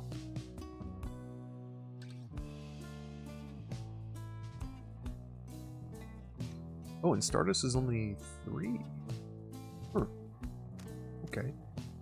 Alright, can't get this lunar glass. Why is it 200? While carrying the orb, the bearer moves faster than usual. Okay, that does seem pretty good. When plunging into the adversary's pyre, the bearer deals bonus damage +2. That seems... I don't know, 50 seems pretty steep for that, if you ask me. Although I guess you could improve it. At the start of each rite, the bearer's pyre automatically gains +7. That seems useful.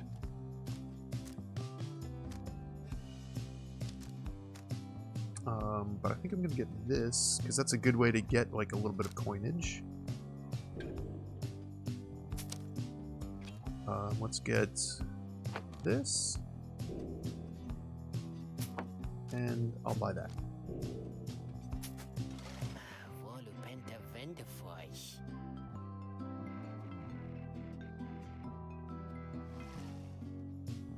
Alright.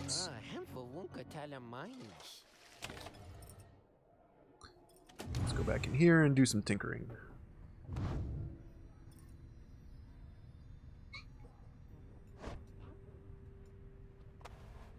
I think Well, let's think about who are we going to use in our next ritual. Oh, I used her, but she did not get a lot of enlightenment, did she? I think partially you get some enlightenment from just participating in the ritual, but I think you get a lot more if you jump into the pyre.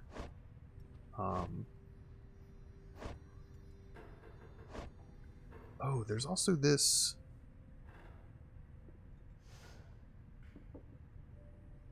We're going to use all the butter. What?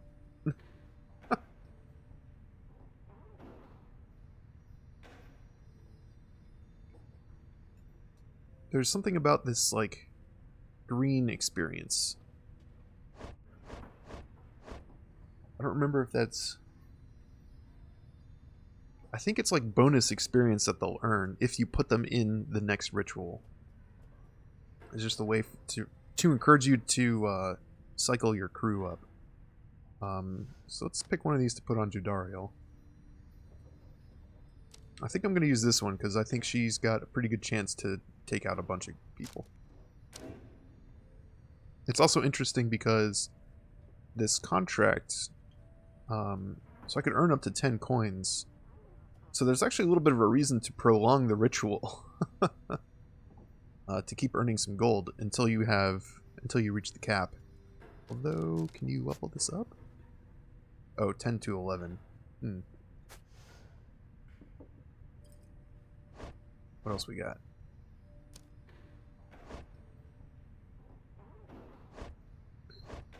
I think I would like to use Tay again to keep leveling her up, so we'll keep that on her. Can we increase this? 6 to 7. Yeah, there's some JRPG style scaling in this. So I'm leveling this up from rank 6 to 7, but it's not going to actually increase the quickness. Maybe once I reach like the level after that. You have to kind of dump a lot of Stardust into stuff to make it better. I think there's also more powerful versions of Stardust. You get like bigger chunks of it. Might as well give him one.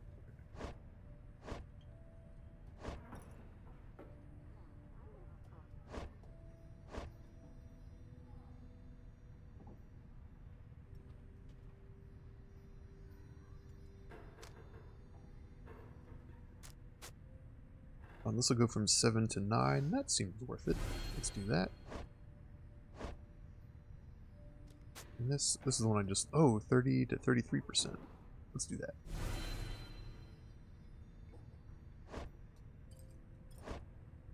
Alright, so it looks like I'm going to roll with Jodariel for sure. Tay. And then... go with Ruki.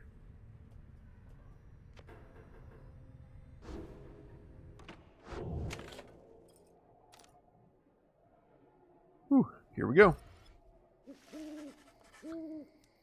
You and your fellow exiles gather around the sacred site known as the Cairn of Haub, anticipating the hour that the rites are to commence again.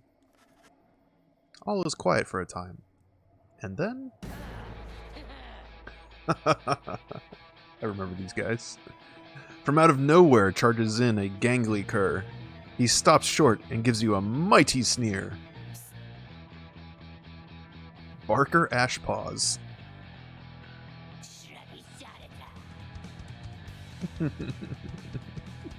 Look at his mohawk.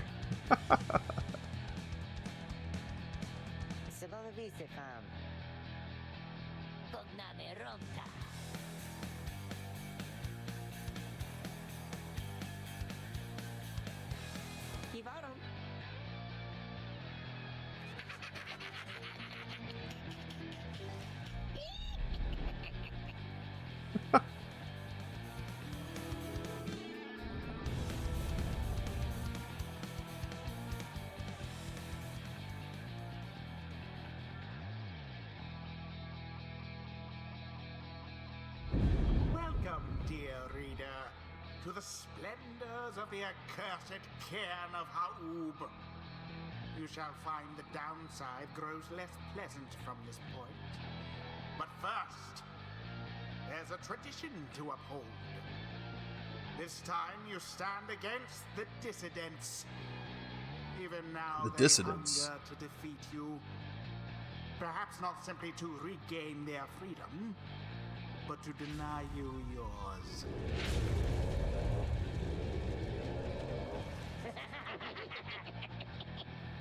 As the stars shine down upon you, the pack of curs you stand against this night continue hooting and howling.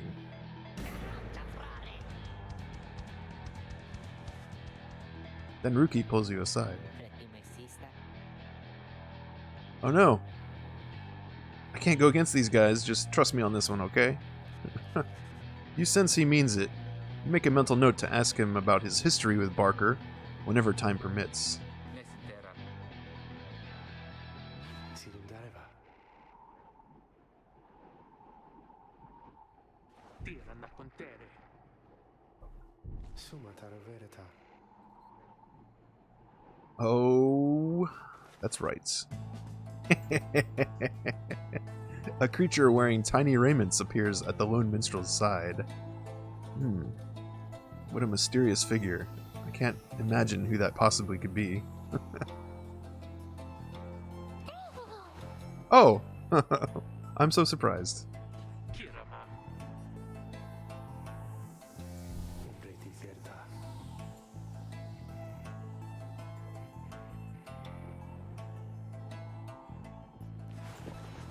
The little imp peers at you. You sense his connection to the rites as he awaits your guidance.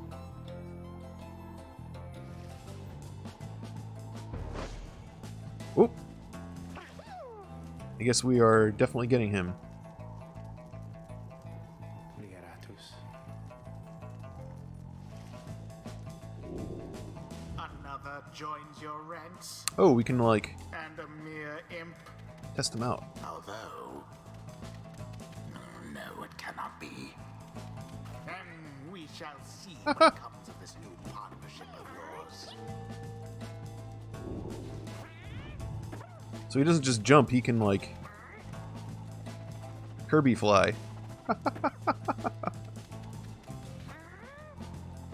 That's pretty great. Right trigger to zip. Oh, okay. He just has a weird dash, that's all.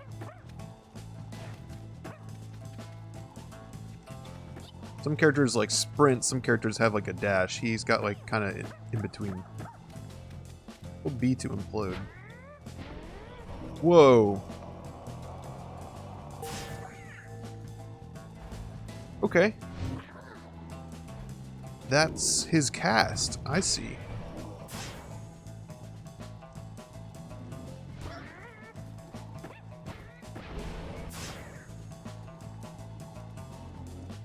So instead of casting in a direction, he just casts all around him. But the downside is that it also doesn't look like it's blocked by objects. But of course, the downside is that it self-destructs him.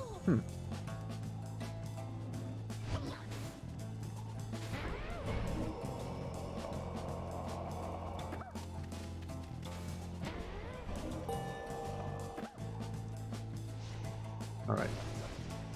Oh, The sign of bed. there's 3 of those little guys. Pare ligeratus. Who shall conduct the rite? I am going to need some fast guys. Maybe I don't want Jodariel. Okay, so Ruki is like definitely out, it looks like. Unwilling. Yeah, I can't even choose him, even if I wanted to.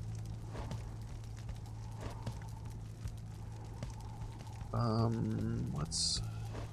Well, if that's the case, let's grab his thingy.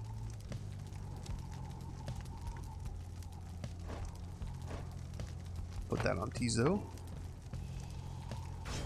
Tizo. The narrator does not approve.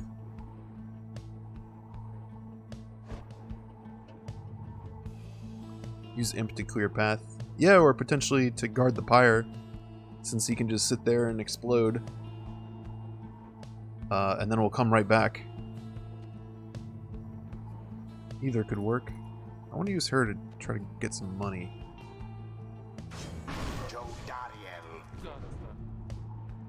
She's gonna be slow, but her aura is so big. And yeah, let's use Tay.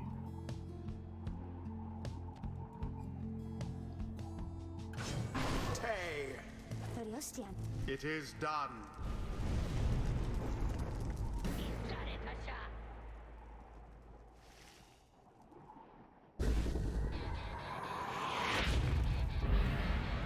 Now begin. Too bad for that one. You guys are gonna have to try harder than that.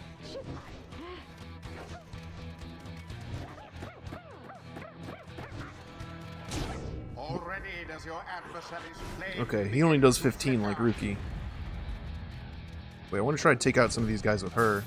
There we go. not in glory's path. What you guys gonna do?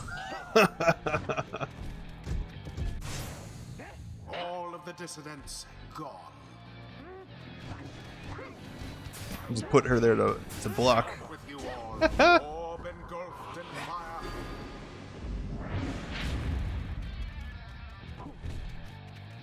Nope. Oh shit! They got me. Oh, that was miscalculated. Glory to the scribes.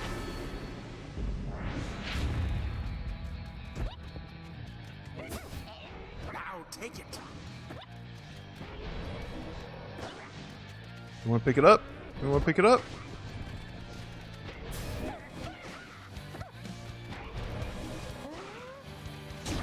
With You can just fly.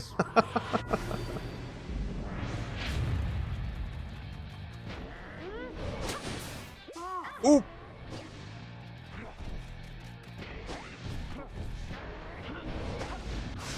Damn, her cast is huge. Double kill. Oh man. Shameful outcome. Your pyre weakens. Okay, they got me there.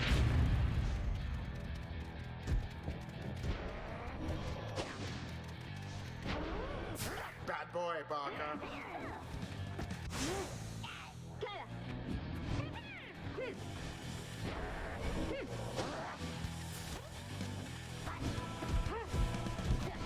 Whoop! Remember everything which you hold dear.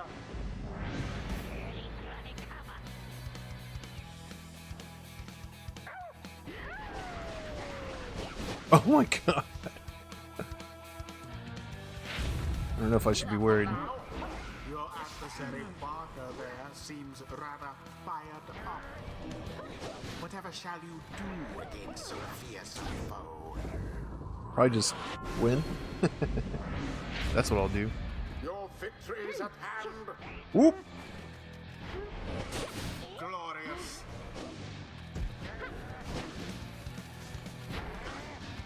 Come on! Oh no! That was so close. Barker leaps headlong into the fire.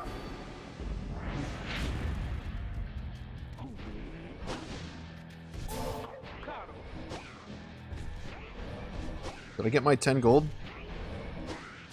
Shit. Poor Joe Dariel.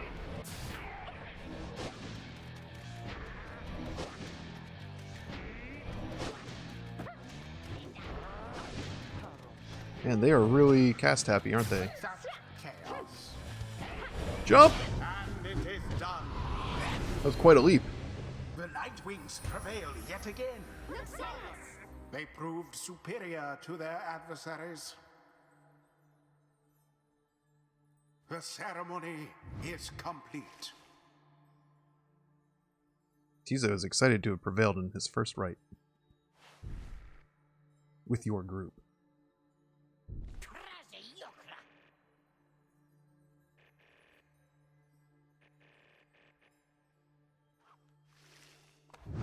The rites do tend to teach something of trust.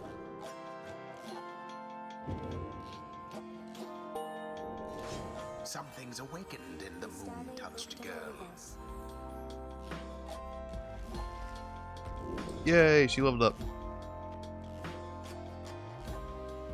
A brief charge-up time before Tay jumps or sprints is virtually eliminated. Make her faster. She jumps and power jumps farther than usual. In sprinting, she slows nearby adversaries. That's cool. If Tay is banished while jumping, she shall instantly return at the origin of her jump.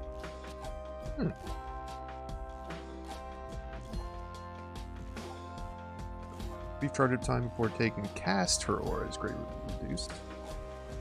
She flings the orb faster and farther.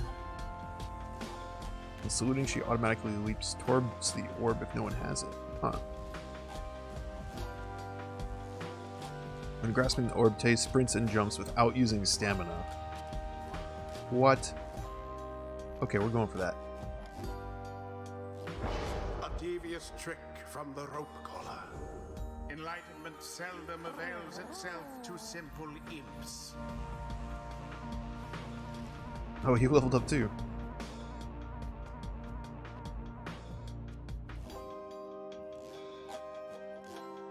If banished, Tizo drops a moon sign, allies can instantly transport to you from their pyre. Huh. I guess so you can like implode yourself and then teleport. It's interesting. If banished, he automatically casts his implode ability if he does not possess the orb. Oh, he just automatically self-destructs. That could be pretty useful.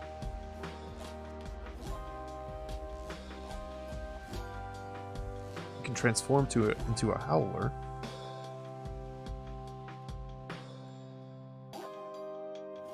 If banished, he improves his allies' speed and stamina.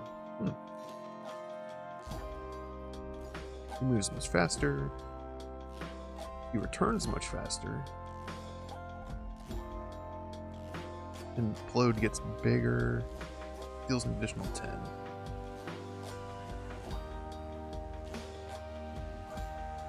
This is a tough choice.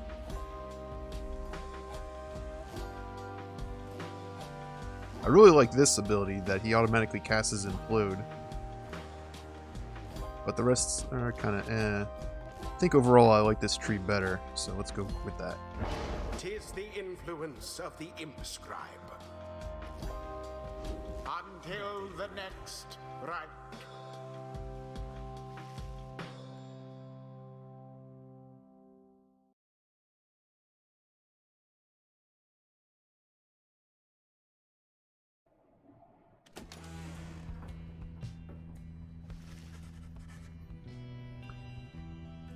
After vanquishing the dissidents in a convincing manner, you return to the wagon to recover from the night's ordeal and figure out how best to proceed. Dahil mansas, Tare kiratare. semkogravirium. Depar fide. Ligeratus tamta.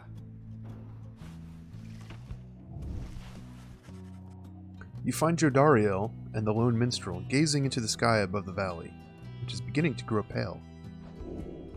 You look toward the heavens.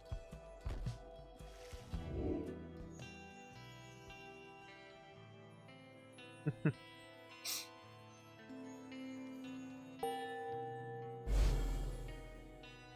is that thing? Saventusta. Kia salamunka. Lorica navire. Nanum dadaje.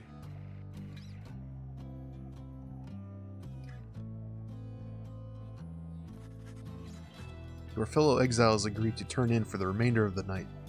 At dawn, you shall have to press deeper into the downside.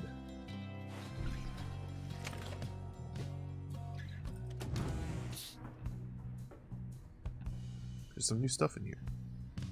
Tizo's nest!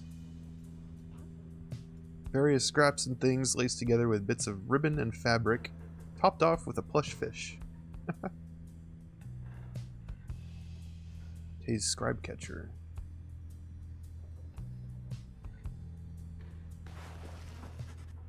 You can tell something is troubling Ruki, although he seems relieved to see you. Matter.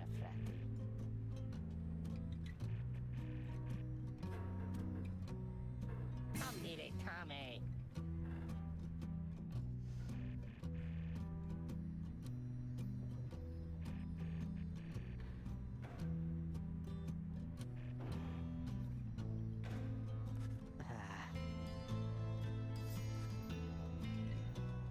Is that a flatty?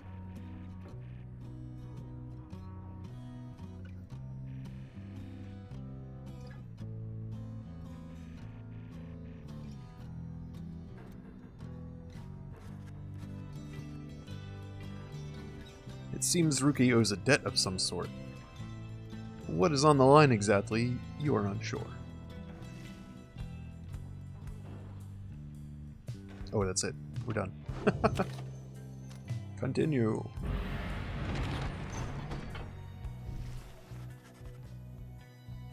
Come dawn, you find Hedwyn and Jodariel assisting the current situation with the minstrel. Saltavare. Valsare. Hedwyn motions to you as they continue talking. Quiero te veras.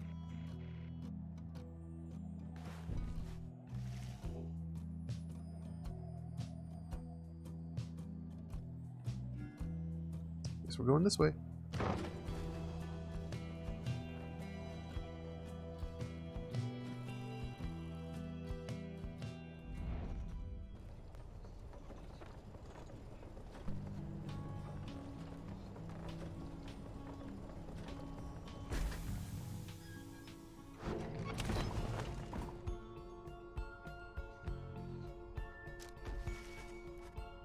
The Flagging Hands region proves as dismal as Jodariel indicated. The air is thick and foul. Serem tave. Najitas. Brevaras. Jodariel and Hedwyn exchange looks. Then she turns to you. Pretarunta. Oh, Ratere ligeratus. there's something shiny in there. A Beyonder crystal. You observe a shimmering crystal of some sort beside the Book of Rites. Pizzas etaritas.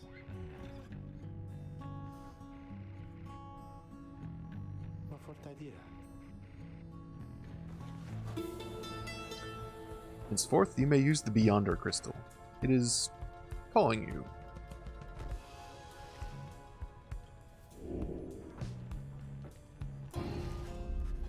You look upon the shimmering surface of the Beyonder crystal.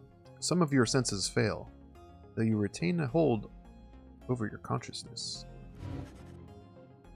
An apparition appears before you, clad in the raiments of the rites, but incorporeal. I hate that word. I can never say it right the first time. Incorporeal. Incorporeal? Incorporeal. There we go. Senta, commissarios.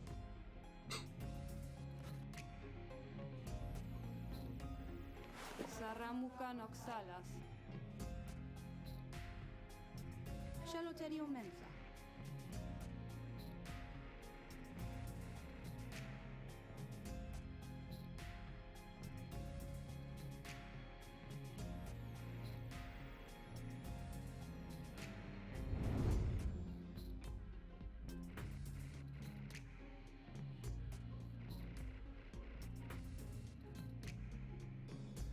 Scribe trials. Of course.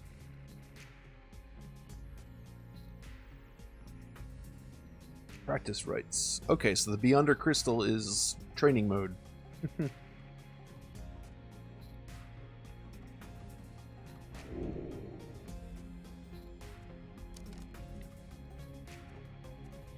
What's on her mind? Reciprasse ligeratus.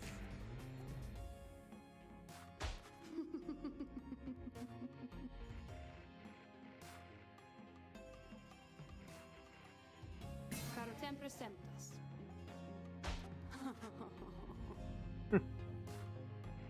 So she's got her own team stuck in the crystal with her. And they're tired of each other. So she wants to talk to you. Visitera rumsia.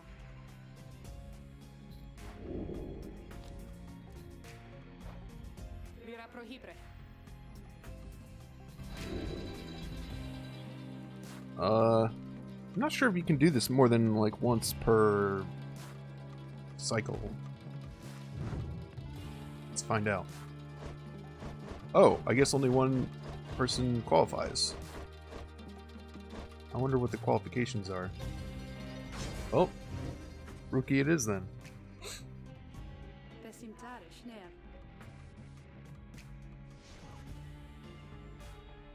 Alkia preocum.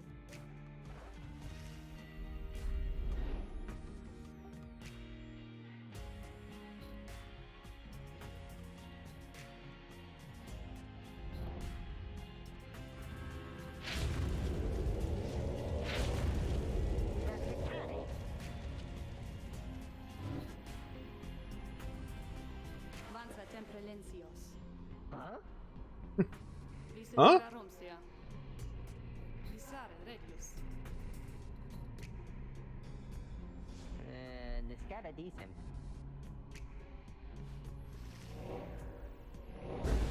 Oh shit.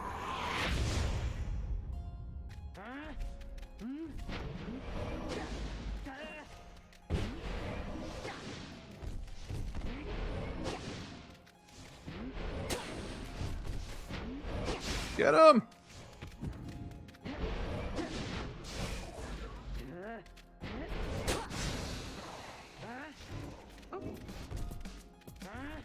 Up!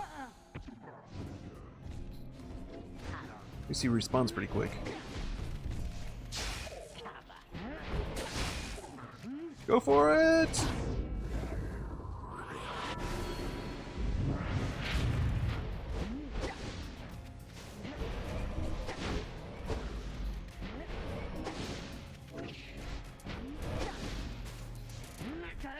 Oh, damn. Ooh, that's gonna hurt. Oh, these runes, like, block stuff. Nope.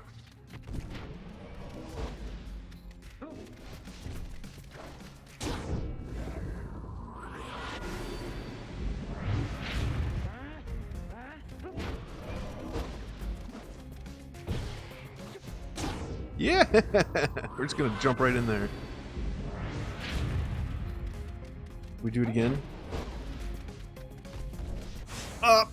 Jumped just a second too soon, or too late.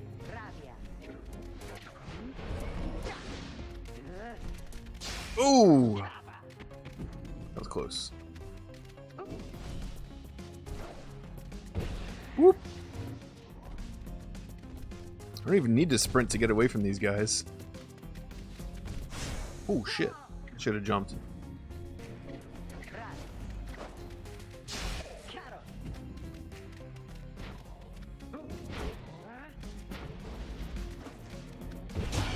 Oh!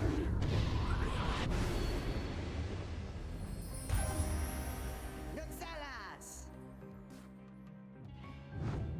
Bobby, come! Ramafar. Nicely done. Visitame sema templis.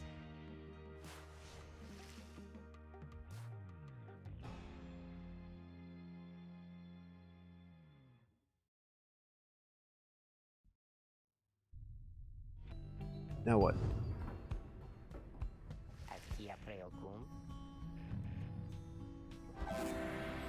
You receive Jolmir's Fang for completing Ruki's trial.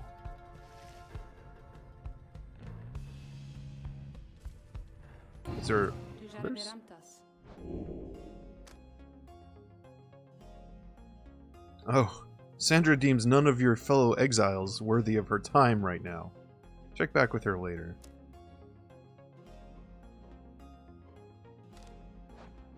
Igriata ligaratus.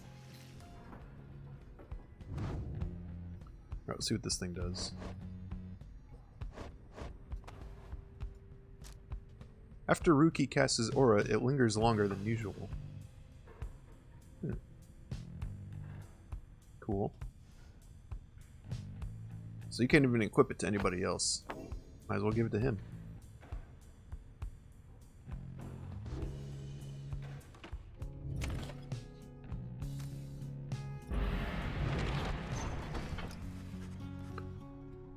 You find everyone is feeling rather miserable.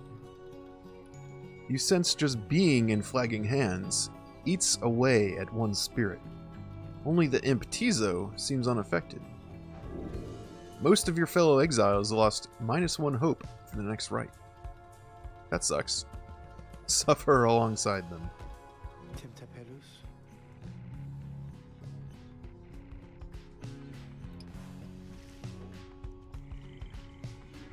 Oh, we got several places to go through.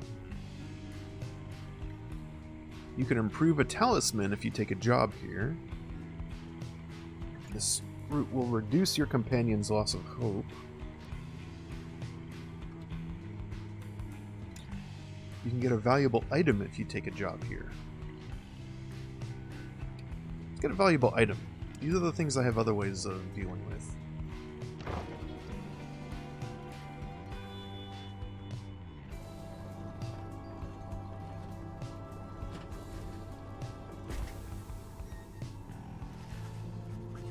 The north route through Flagging Hands is dismal beyond reckoning.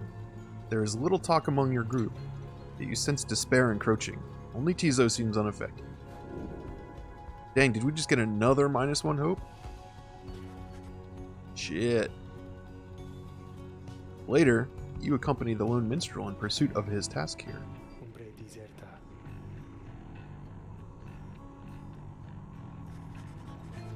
The lone minstrel offers these and other words of advice as you approach the burial mounds of Coldmoat, where many exiles of the downside see their final days.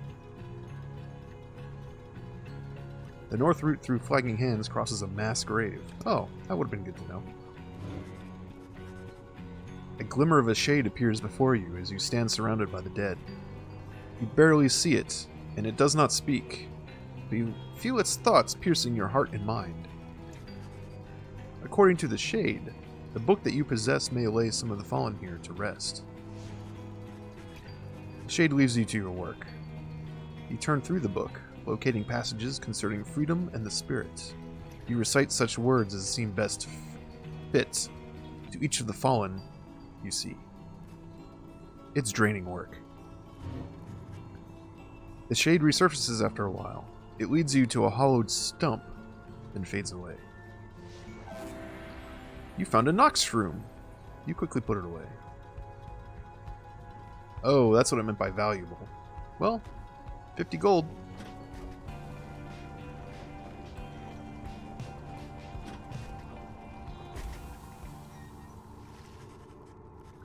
By the time you reach the Pit of Milithy, everyone besides the Imp Tizo seems to be feeling even worse than before. You sense their desire to leave this place as soon as possible.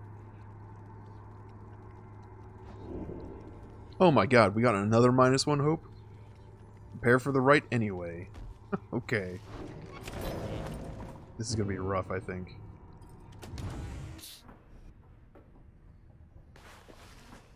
You find Ruki rummaging in the corner of the black wagon. Chissà, frati.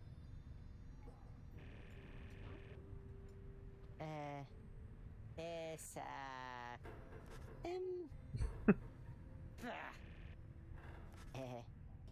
You sense something serious is troubling him. Eh? He moves in very close, making sure no one else is in earshot. Molly-ocean. That's about my mustache. Assim pedar. Sa femme. Ruki wishes to know if you think his mustache suits him.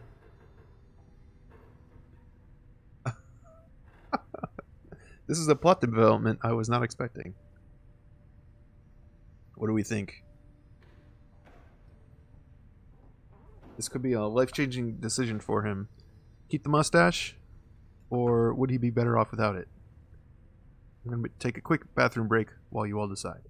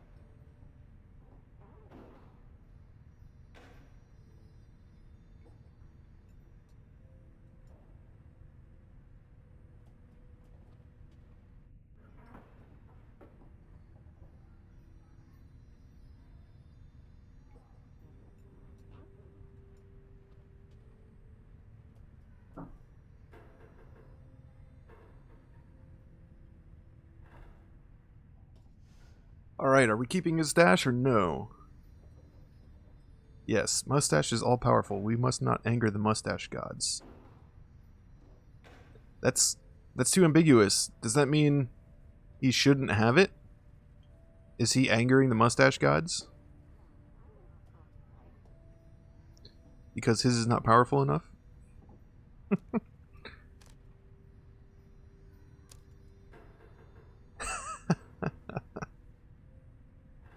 I kind of want to see what he looks like without it, though.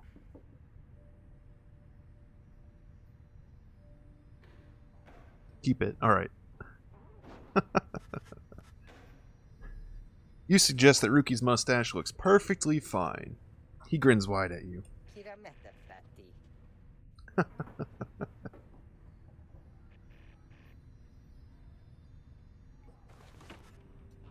I wonder if he would actually remove it, or if, like, you know, and the character sprite would be different, or if he just scowls and is like disappointed that you don't like it. Oh, nice. He gained a +1 hope for the next fight, so he's only at -2 instead of -3 like everybody else.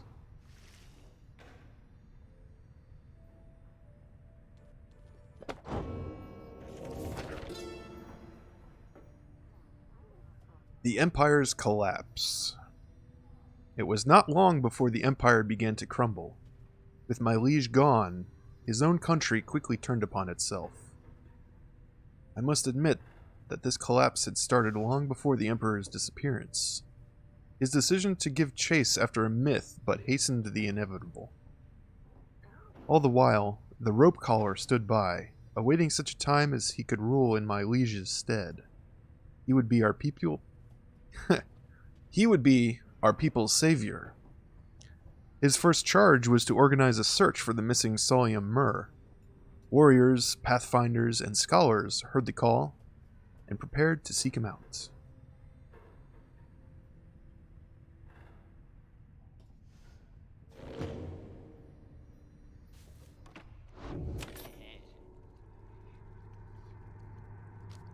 Let's see what Ron's got. We can sell him our shroom. Nice, we got 80 to work with. He's got some more stardust. Oh. Right. Oh, actually... Okay. I was looking at the cost. The one that we got last time cost 3. This one costs 15. But it does raise it +2. But if you do the math real quick, that is not a linear... that is not a linear progression. Anyway, let's see what the rest of this stuff is. Grants the bearer +2 presence. Grants the bearer +2 hope. Oh, I'm down on hope right now. That would probably be a good idea. Let's get it. I'll take that.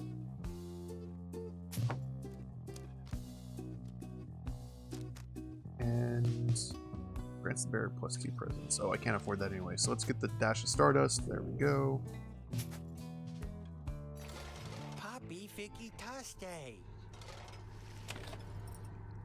Alright, let's go in here, tinker around. Alright, so I think I want to use Ruki, right? Because he's got at least +1 hope. I wish it would tell you somewhere. You can see that it's down. Oh, okay.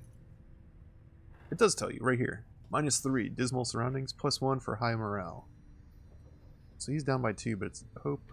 How does that fare? 23 is still pretty darn good. And his quickness is getting boosted. Oh, my reader's influence is still on.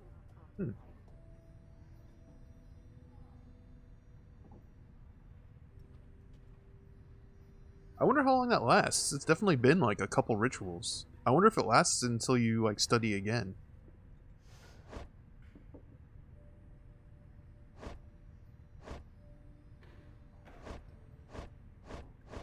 Alright, so we're going to use Ruki.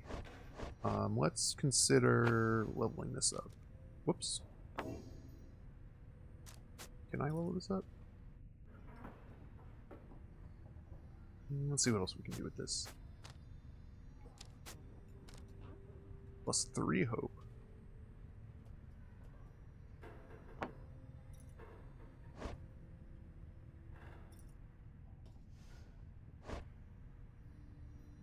Tizo is also unaffected by the surroundings, so maybe we should use him.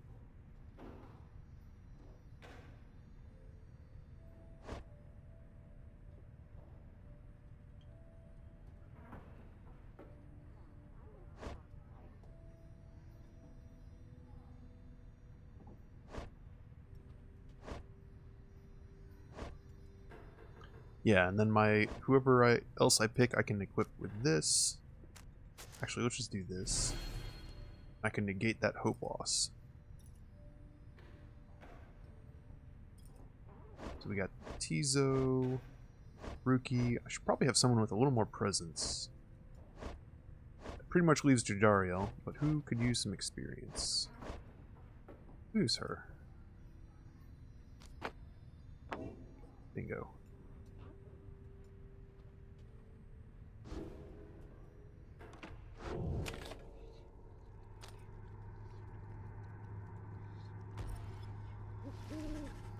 Although something could change as we prepare. As you make preparations for the coming rites, you wonder if the stars above will even be visible through the dense fog hanging over the pit of Milithi. Then...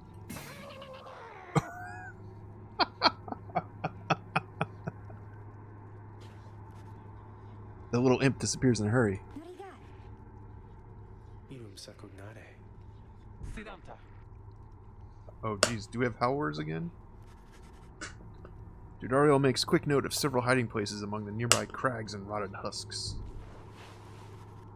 You wait. Something about the place dampens your senses. All you feel is a creeping dread. Oh.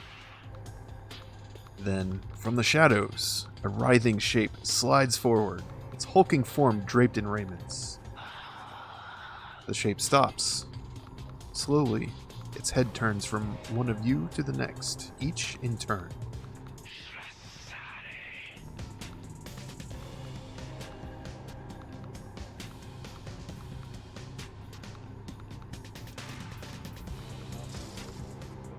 The creature vanishes into the dark. After a time, your companions reconvene. What is a bog crone? Serpentine creatures native to the Commonwealth's southern bogs, widely feared. Sumagasenta.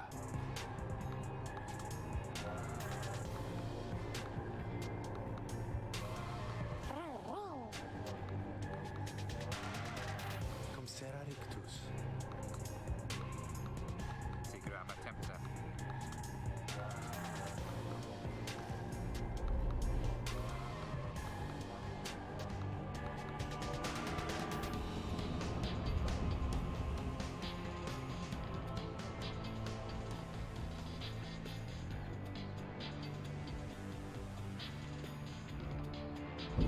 Why, you made it, reader. Made it all the way to the detestable pit of Milith. In doing so, of Milith, course, apparently, you have is how you say that. disturbed your ancient adversaries, the Withdrawn. The deranged witch who leads them has big plans in store, should she prevail in all this. Now, as you know, I normally would wish you a shameful defeat. But in this case, I wish you a little bit of luck.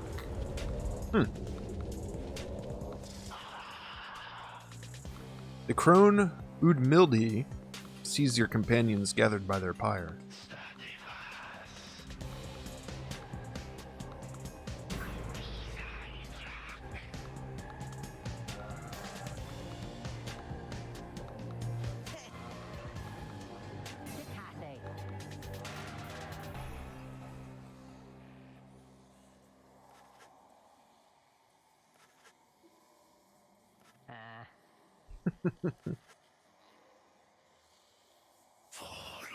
Ah!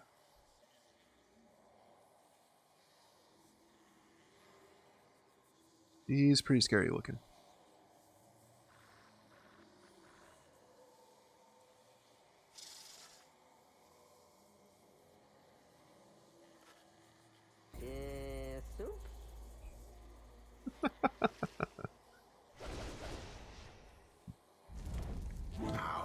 us begin. Alright, who was I picking? Tay. Karastia?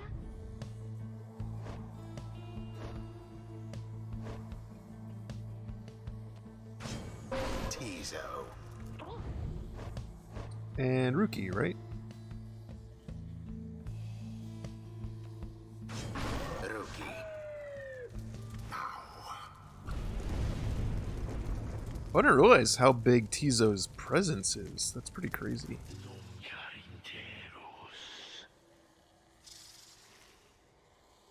Oh, look at her. What's that thing called?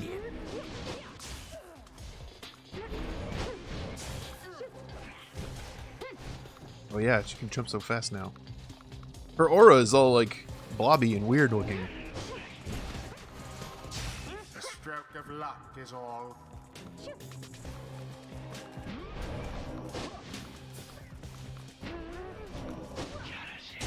Oh, Flame is stricken.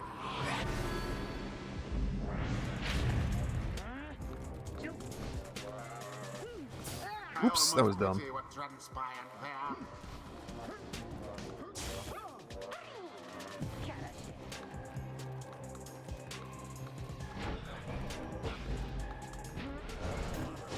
oh no! I thought I could get past that.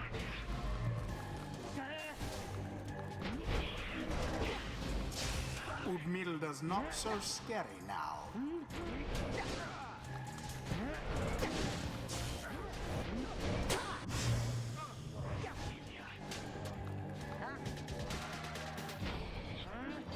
Go! Ruki plunged into their pyre.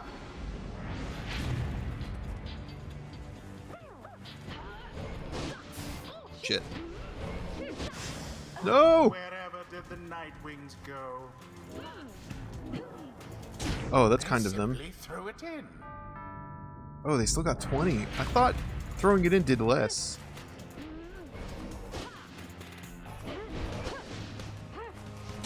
Shit. That ought to wake you up. Nice.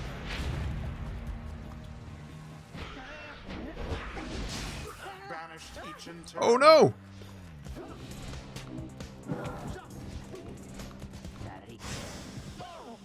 Radias?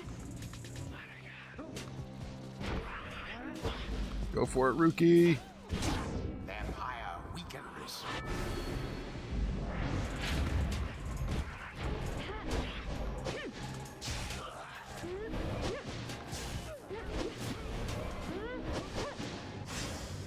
How sad for the Woo! withdrawn. Bask in the purifying flame.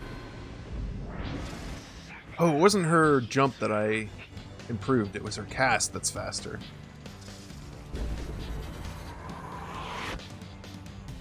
Oh, what is that shit? The witch invokes a profane name I shan't repeat. Best beware of foul sorcery. Oh, it blocks my cast. I thought they had you there. I thought. Nope. Ruki doused the adversary's flames. Alright, one more, one more. Now end the ceremony.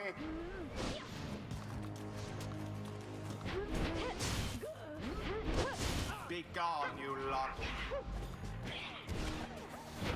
Oh, jump, jump! Oh, she was like stunned or something. What is happening? Simply abhorrent. Radias? Now then, Cool, bye. Ah, shit.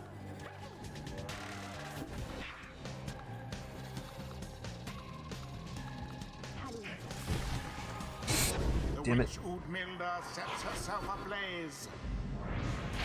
Alright, we got this. And it is done. It is done.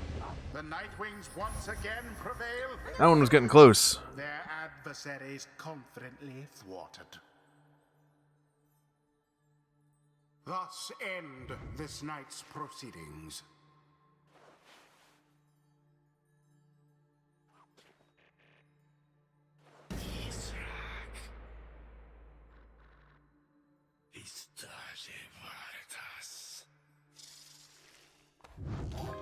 saw the teachings of the scribes.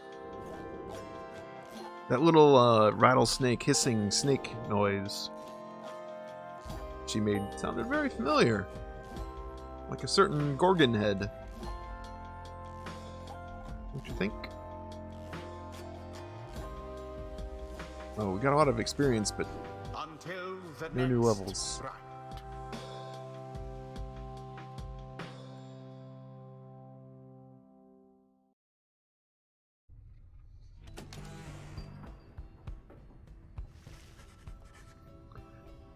Having prevailed against the withdrawn in the right, you and the others have some moments to recover from the ordeal in the relative safety of the Black Wagon. Se Tekeliumeta. juntare, frati. Vala requischera. Monta per Taros.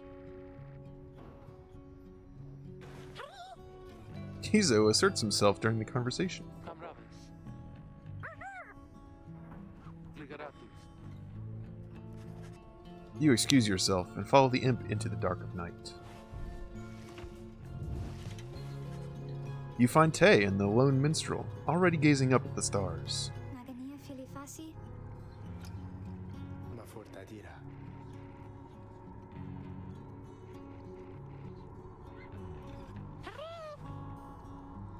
Satraverunta. You look toward the heavens.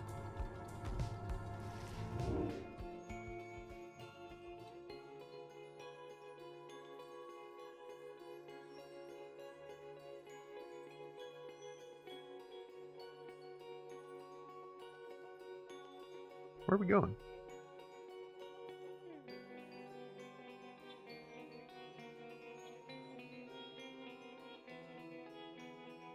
Oh, there it is.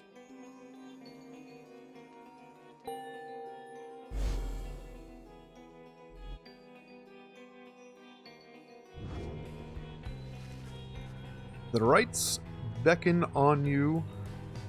Oh. Completely misread that.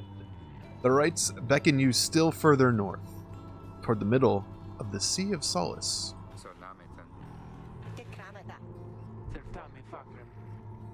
Yukare kamta. Premiscavas. Kirsa. Tamagraje.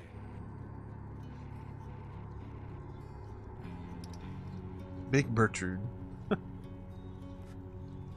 Calure sirta.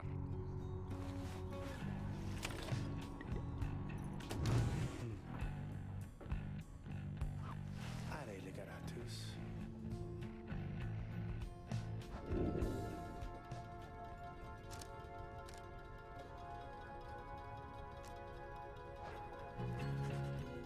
You bid him to continue and make clear your interest in whatever he has to say. I can't seem like... I mean, I guess he said we were supposed to be rushing out of here, but besides that, I don't think of a reason not to.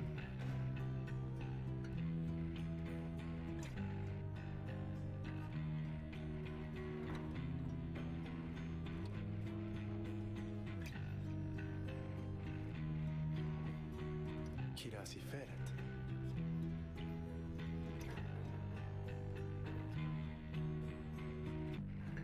Ah yes, the Titans.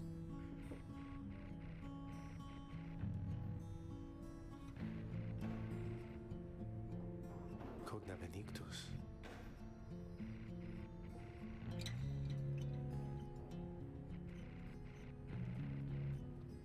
Terundadage. He heads out into the evening, bidding you a good rest of the evening.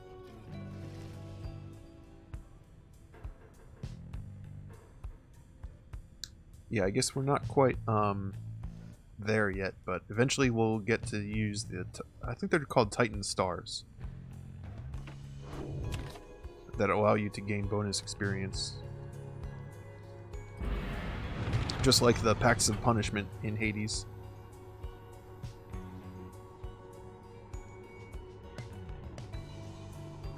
I guess we're going to Big Bertrude's.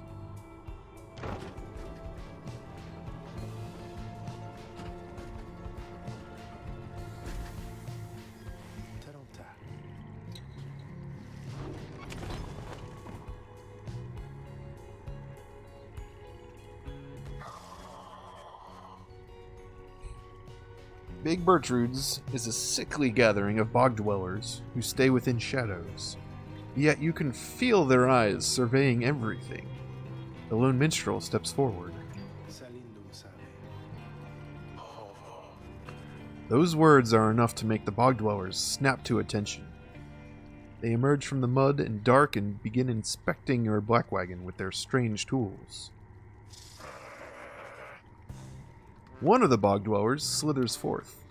She is larger than the rest, and leaves no doubt that she commands the others.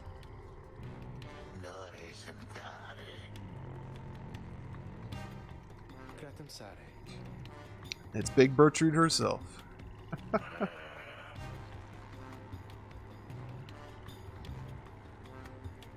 benictus.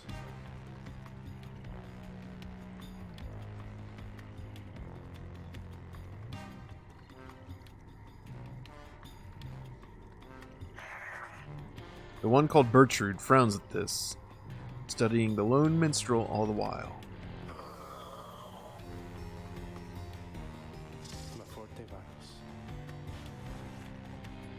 The lone minstrel turns away, but Hedwyn stops him. Commentus. Parosta sare. Jeheritarimas. Sio tamta. Yuncasetaste. You find yourself with time for your vocations, while the bog dwellers go about their business.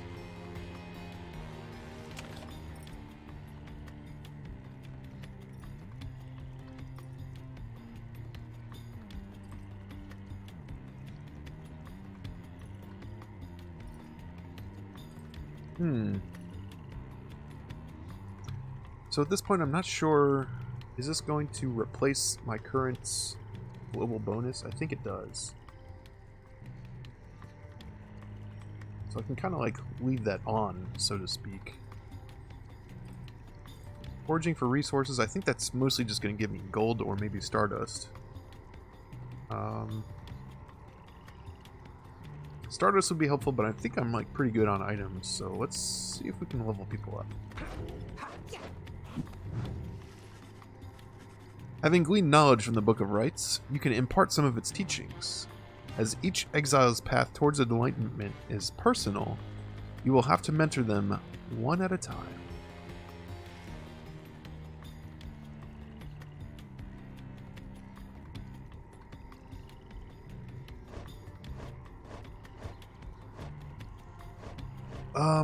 I'm trying to figure out, is this... green bar, would they stand to...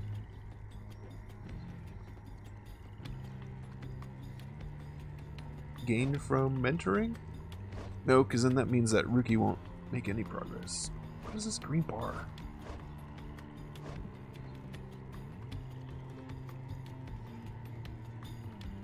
Oh, inspiration.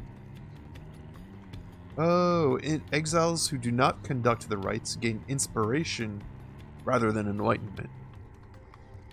Exiles gain enlightenment twice as quickly while they have inspiration. Okay. So the more they sit out, the more they gain inspiration, and then...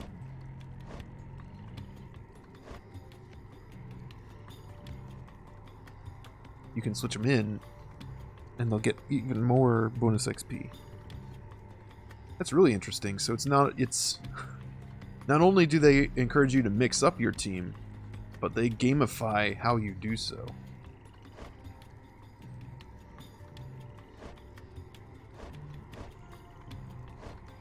Alright, so that's not going to have any effect on my mentorship, I believe.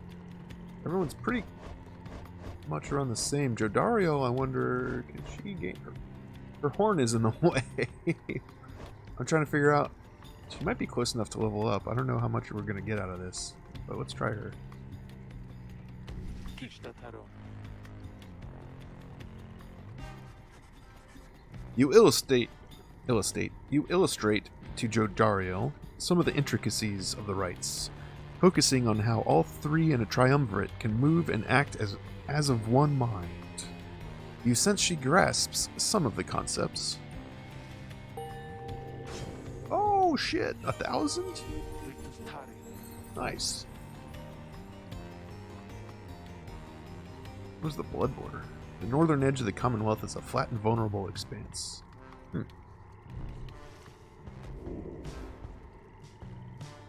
Ooh. Alright, +4 presence, or Jadariel's Pyre automatically gains +35. Yeah, let's do that. Barathus. Alright, so each character can level up 1, 2, 3, up to 5. So it's only 4 times, right? So 1, 2, 3, and then 4. Or 1, 2, 3, 4.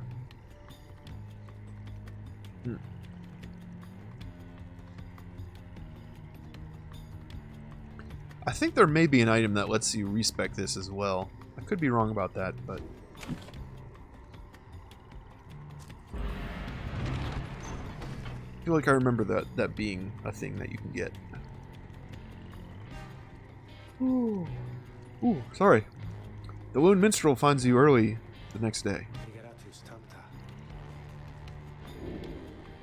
The Lone Minstrel beckons you to come see the wagon. What? It's different. The black wagon appears different now than it did even a day before. The hull is fully sealed and reinforced, and all manner of nautical equipment adorns the port side. Pyre. Siludas sentas? Atracarum parat. Cogna perdare. Mare Gerum. Spicare multa. Pyre.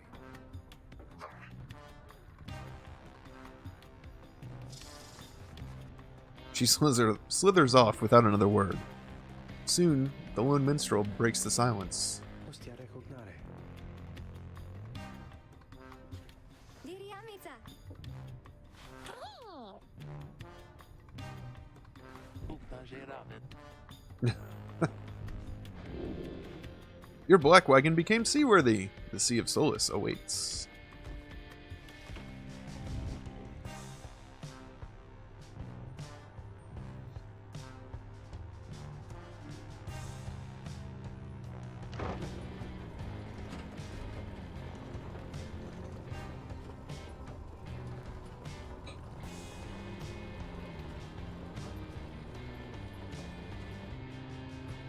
Well, here we go.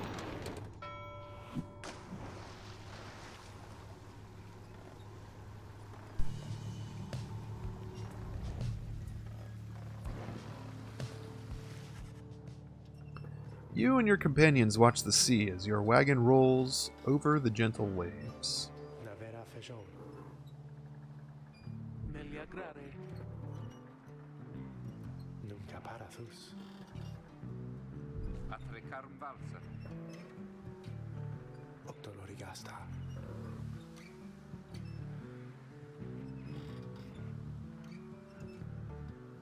We seek the hulk of oars.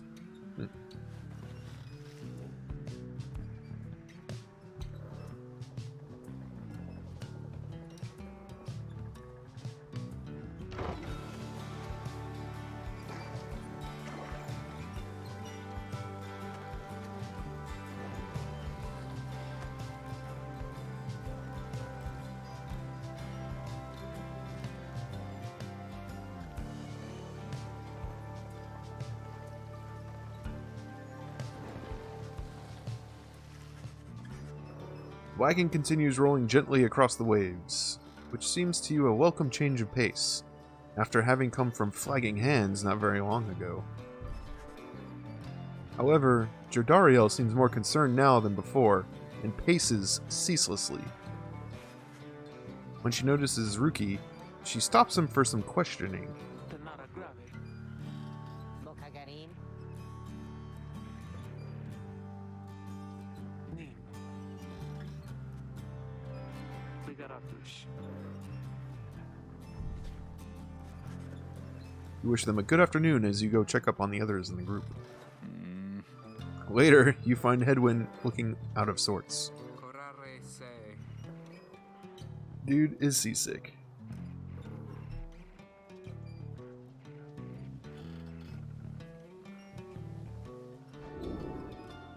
Hedwin wants to know what you miss about your past life. Your book collection?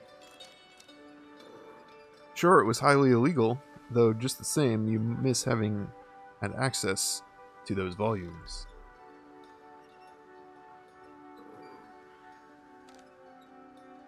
The few friends you had. Your life was almost always difficult, but several of your longtime confidants did help you to get by. Perhaps the food? Your mouth waters at the thought of it, at least compared with what passes for sustenance here. Or nothing springs to mind. You have made conscious efforts to discard most of your memories of living in the Commonwealth.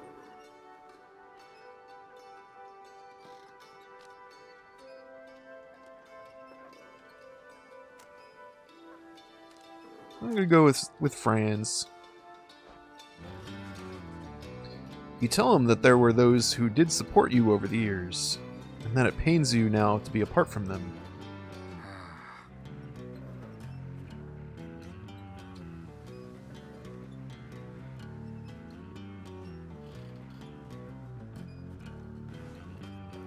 You sense he wishes to be alone. There's not much to be done for him for now. It appears Hedwin is too ill to conduct the next rite. Oops. Of course you're gonna pick the food.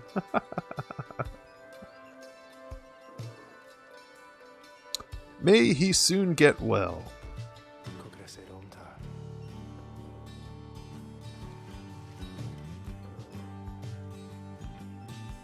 Oh, man. Here we go.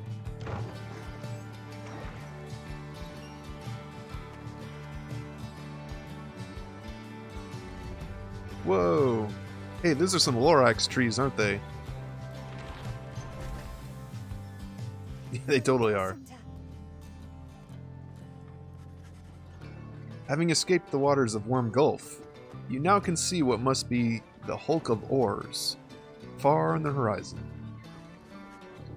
Not everyone has taken well to the sea voyage, however. Oh no! Tizo, you can't be seasick. Oh, he's just worried about Hedwin.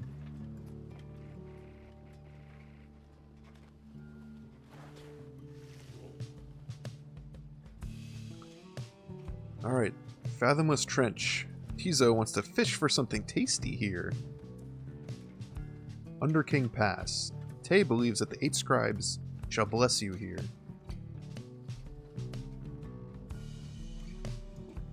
Alright, I'll go with the food this time. How about that?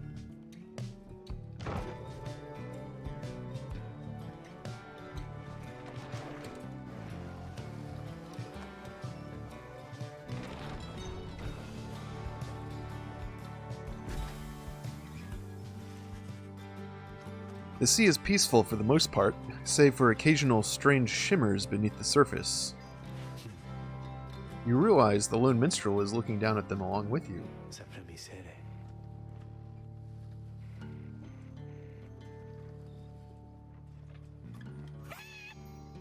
Ah! Tizo dives without warning into the depths below. Eventually, the little imp resurfaces, clutching something in his claws. Tizo caught a frothy flounder. You could always sell it. Dang, that's worth almost 100. Good job, Tizo.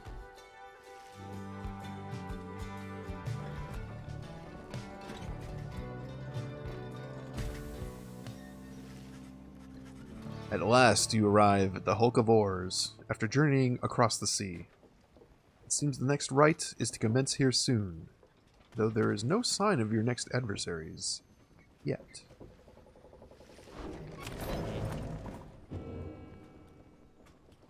Alright, ooh, we got lots of stuff to look at.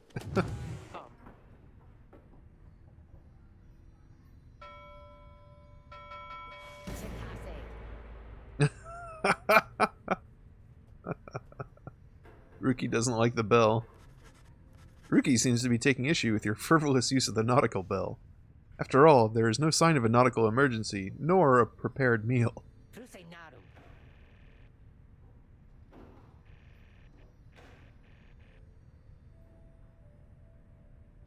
Ooh, he mad.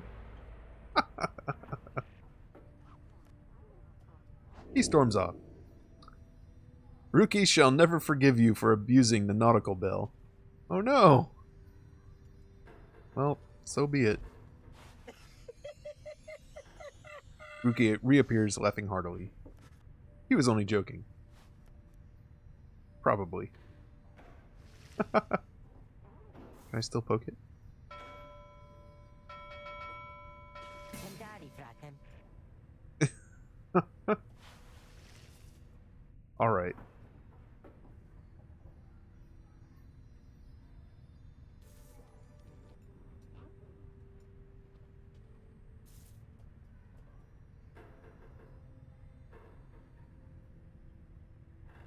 I thought the table was sparkling. Oh, whatever. Credete ai figli. Tom Diamen.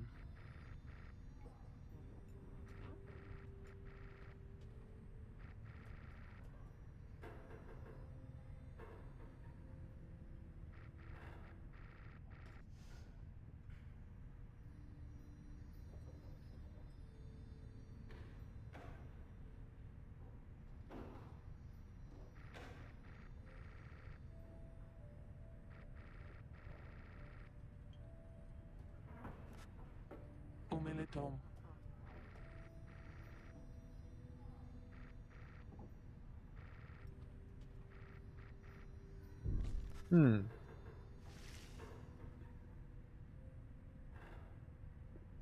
So she was content to follow Headwind this far, but realizes that he may not be the one, may not be capable of taking them all the way to whatever our goal is.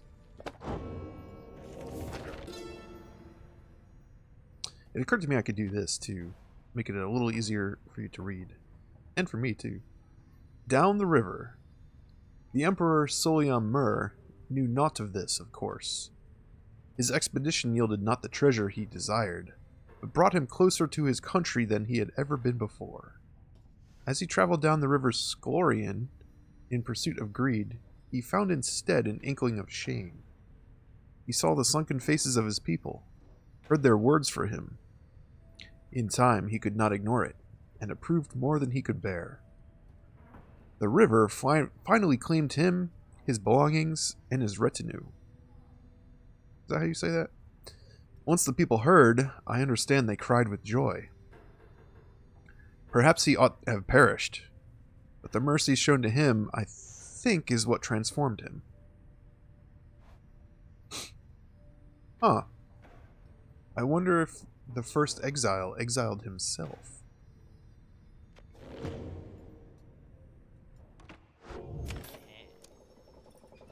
Hey, state ipsio aliaste.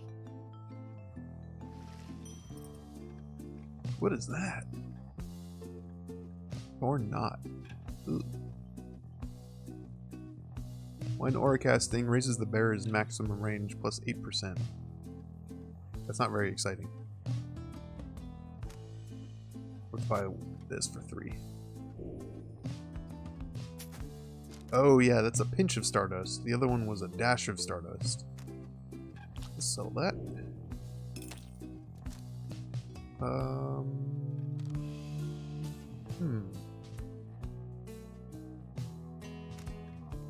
Thinking about buying this. Do you think I should buy this or save up for the lunar glass?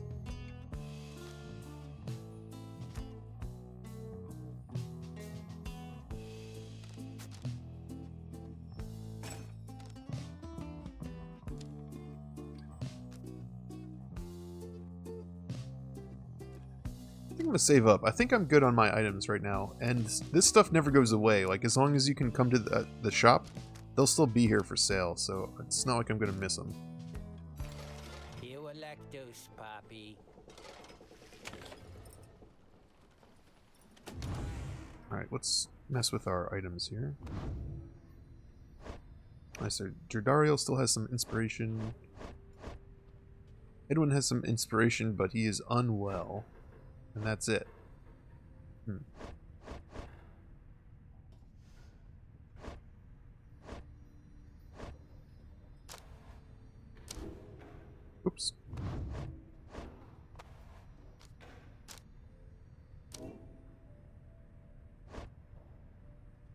we should probably keep with this strategy of getting some gold. Because I remember items are like pretty powerful, and it's good to... Almost every time you go to the shop, you're going to get some upgrade powder. And there's other more powerful stuff that can show up too later.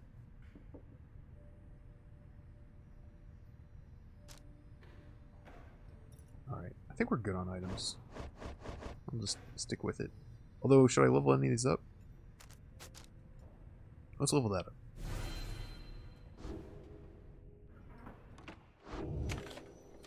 Commence the rite. Having landed at the Hulk of Ores, you and your fellow exiles now anticipate the hour that the rites are to commence again. Riaquerna Saraseta.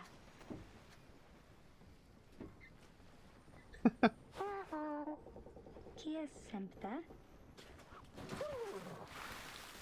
A serpentine creature emerges from the water, followed by several others of its kind. You recognize it as a worm of the Sea Dominion.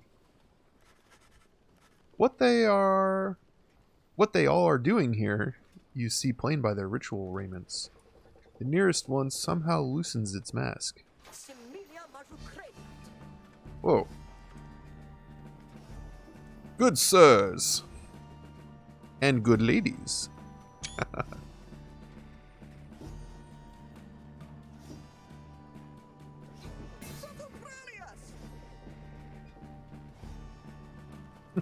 Dang, he is ready.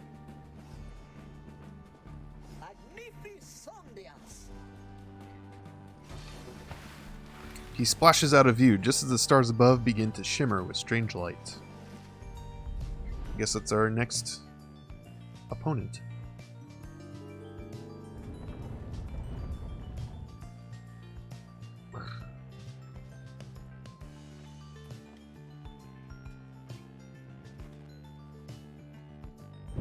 Relentless, aren't we, reader? Even the vastness of the sea was not enough to thwart your coming here unto the Hulk of Ores. You would be Ores, wise of not course. to underestimate Of course. your adversaries here, despite their pitiable look. I am, of course, referring to the Pyre Hearts.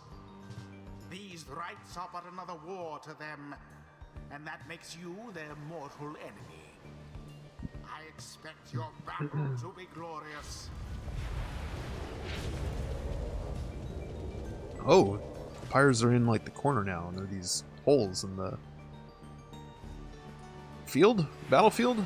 I don't know, what do you call this ritual area?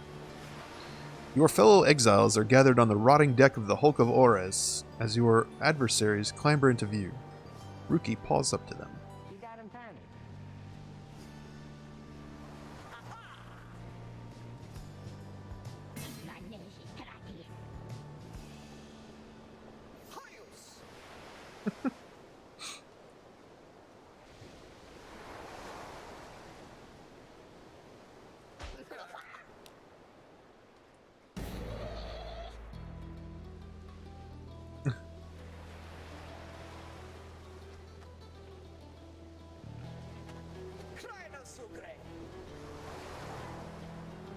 The Great Sir Deluge.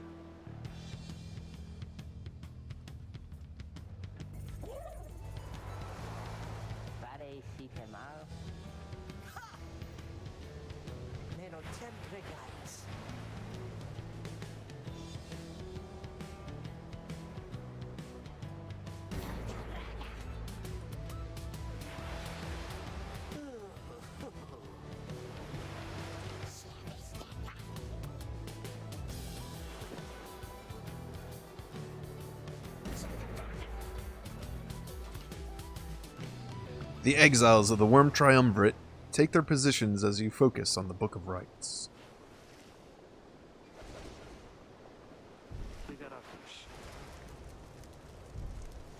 Alright, Headwind. Who shall strive for freedom?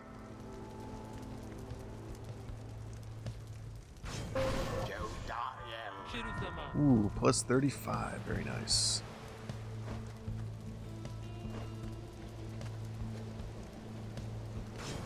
Tizo. Plus another 10. How about that? Oh, I forgot. You can tinker with your items on this menu as well. You don't necessarily have to do it in the wagon right before battle.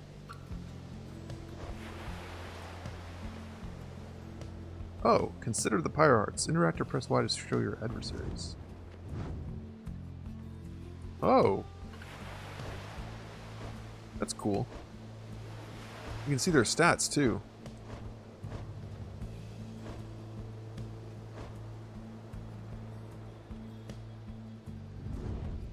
Look at their tiny little auras. There must be something else to that.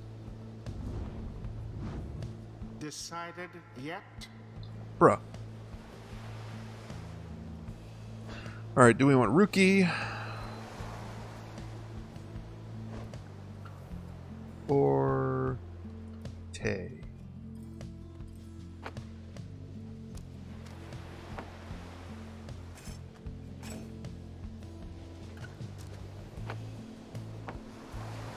We'll go with Tay, I think. Tay.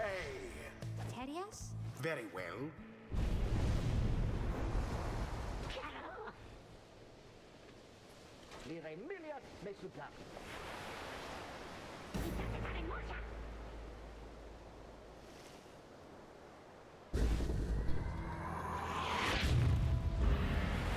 Begin. Begin! Quite the turn of events. Alright, so what's the deal with these guys? Whoop! How'd that happen?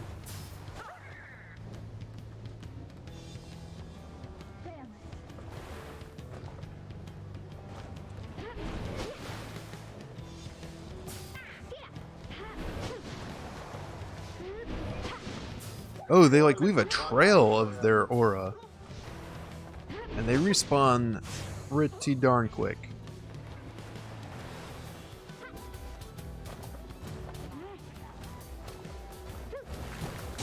Whoop! The Nightwings assert themselves thusly. Alright, Jodariel, what you got? The orb taken.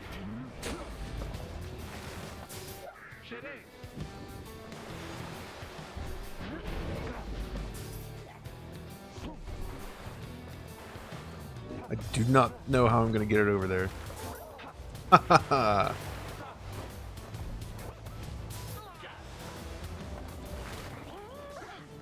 What?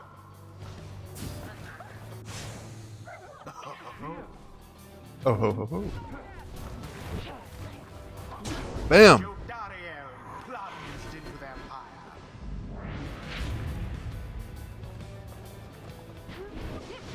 Nope. Somebody get the orb.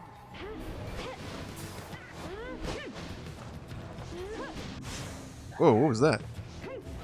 Go for it! Verily.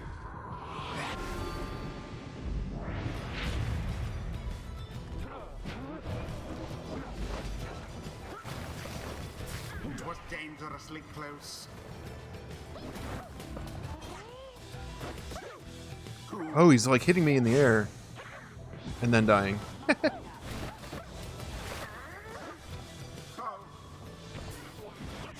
You want to do it again? Whoops! Woe is you. You're not getting past me.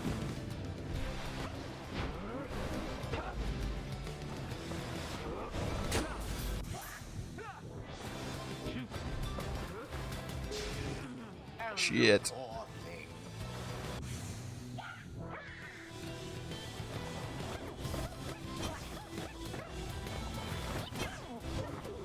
Go! Their flame has died a little. That was close.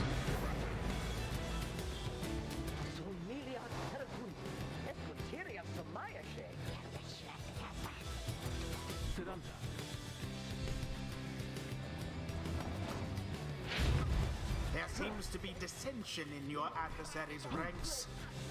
'Tis little wonder these fool worms What are they doing? no longer fit to serve the Commonwealth.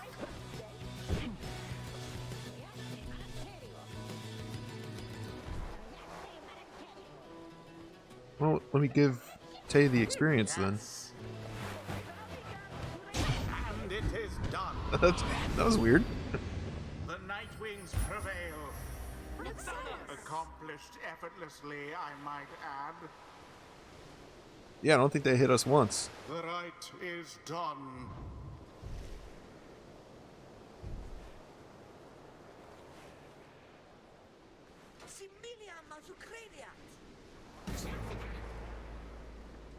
Nam not disputanto.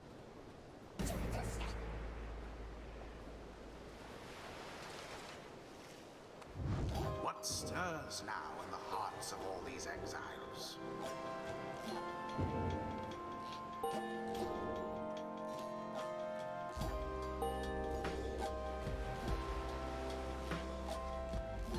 Until the stars align.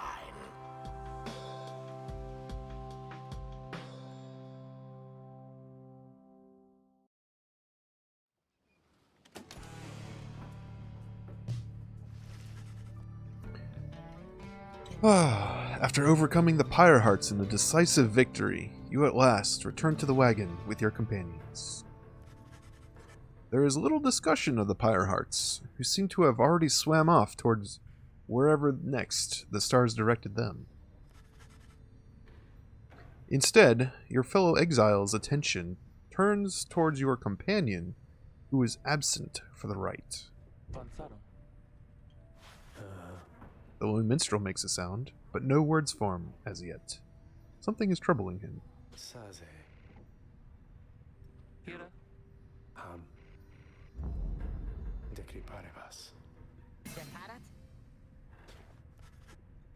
Everyone stares at the lone minstrel in stunned silence. He breathes a heavy sigh. But then, Touché là. Se prepara home.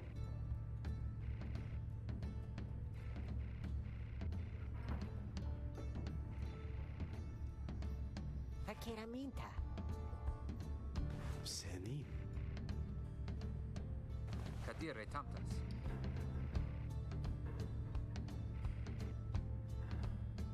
Sentanadira. Nacredare. Temerovamta. Cogriaramtas.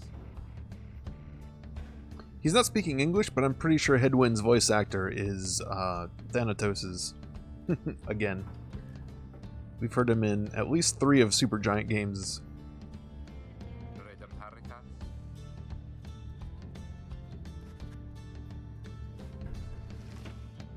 Oram tavares.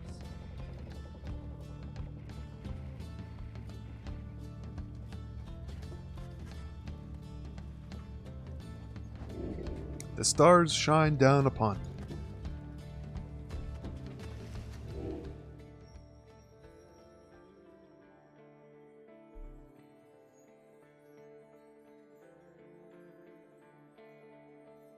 Where are we going?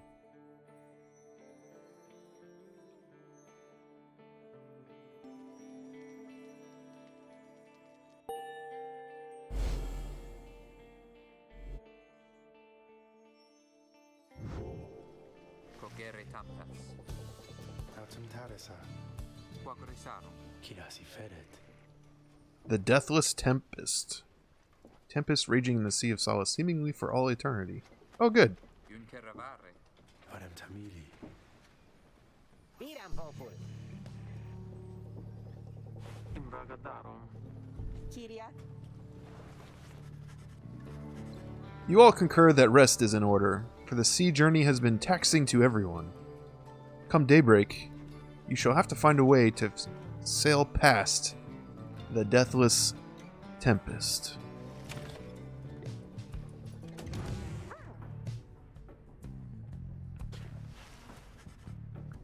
Tizo has been in a rather cheerful mood since being out at sea, and seems pleased to see you. You sense his inquiry is rhetorical in nature, so you anticipate his response. Whoa. Tizo loves catching fish because he hates them and everything they stand for.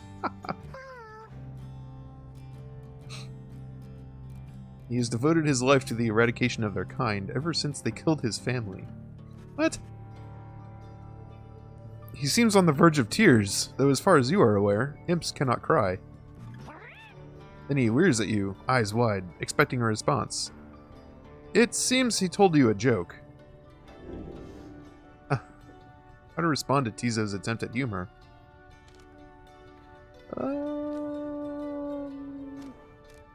What if he was telling a real story, though, and I laugh in his face?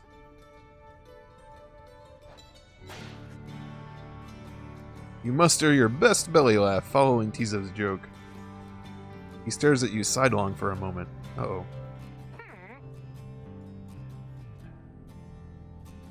Tizo admits the real reason he loves catching fish is because Falcon Ron pays a lot of soul for them. Oh, that's what the currency is called in this game. Soul. He snickers back at you and bounces off. Tizo gained +1 hope for the next right. Yay! That was weird.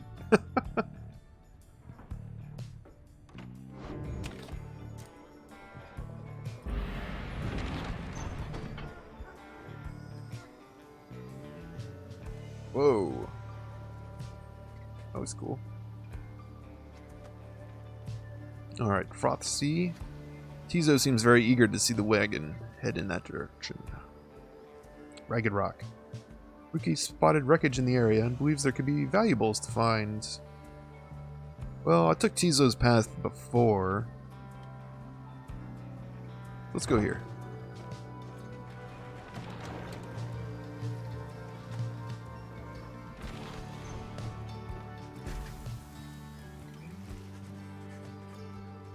The remnants of a shattered fleet do little to raise the confidence of your companions, given that the massive, deathless tempest rages to the north, not far from your position.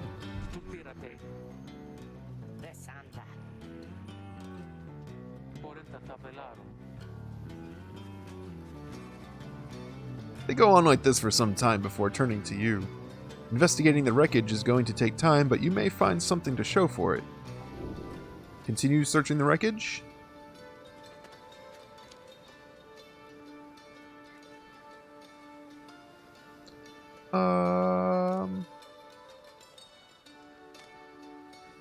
I feel like if we're unsuccessful, we're gonna get another debuff, but why not?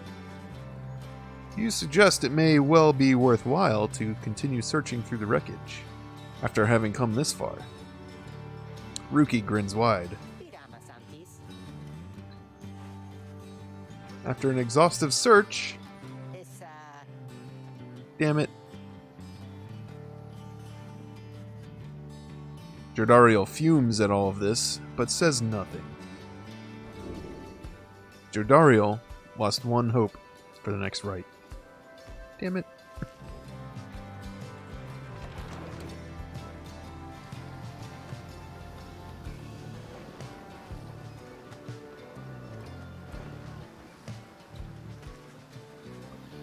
You and your companions look upon the deathless tempest. The stars demand you sail beyond it, yet the very thought is beyond reason. Then, something in the nearby water stirs, and from it springs something familiar.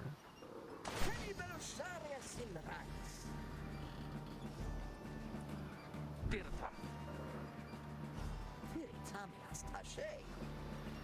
Stupirate.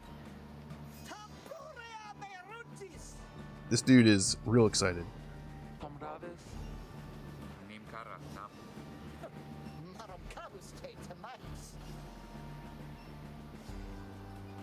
We're about to get another party member.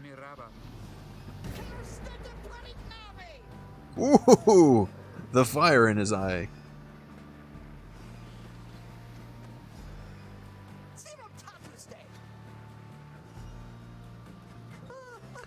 Sir Gilman continues to persuade you for quite some time. He seems to know a way to cross the storm, some sort of long-held secret among worms exiled to these waters. Jordariel pulls the rest of you aside after Hedwyn gives her a look. Cesare Frantus. Certo Saro.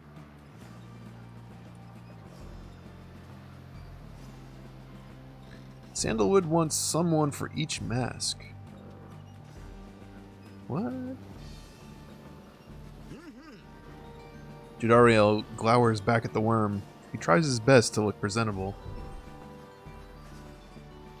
Edwin is more gracious. He tells Sir Gilman that if he promises to help you cross the Deathless Tempest, then he can come along. For now.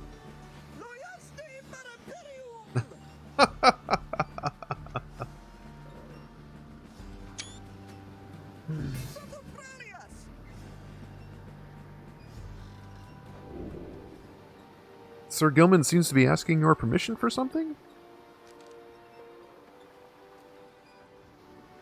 Okay. As you begin to say something in response, Sir Gilman cries out in triumph.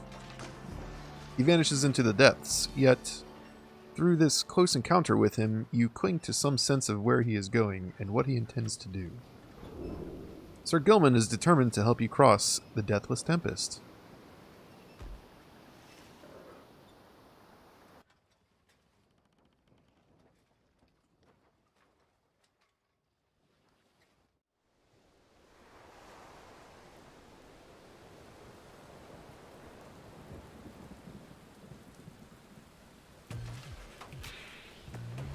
Determined to prove himself to you and the Nightwings, Sir Gilman emerges somewhere in the outer reaches of the Sea of Solace and calls out to you.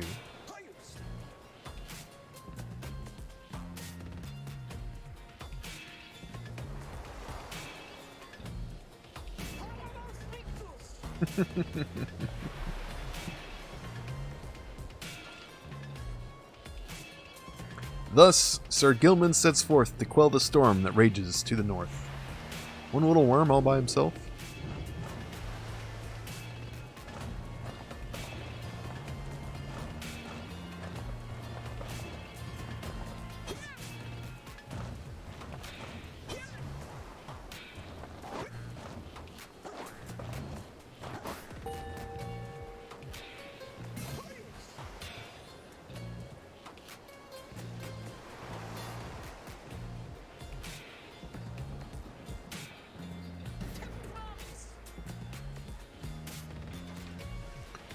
So this...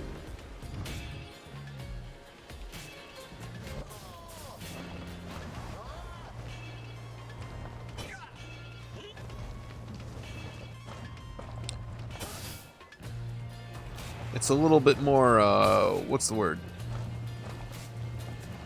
Story-wise, there's a little more to it, but this is a Sir Gilman tutorial.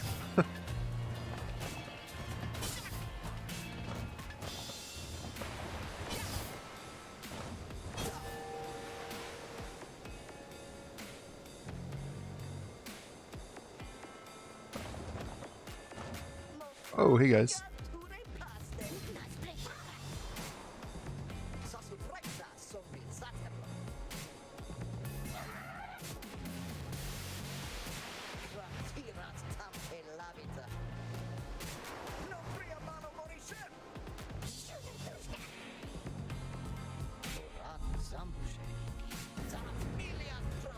This knight was born to dare.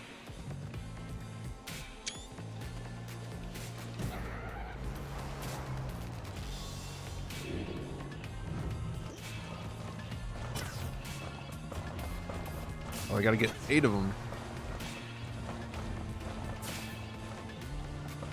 Are they really gonna be that dumb to just, like, follow me?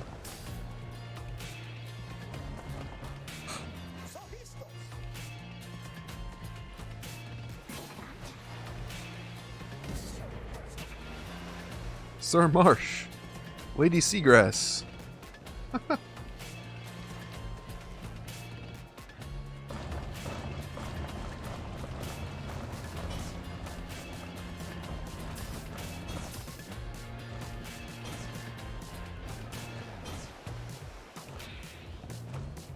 What's he doing?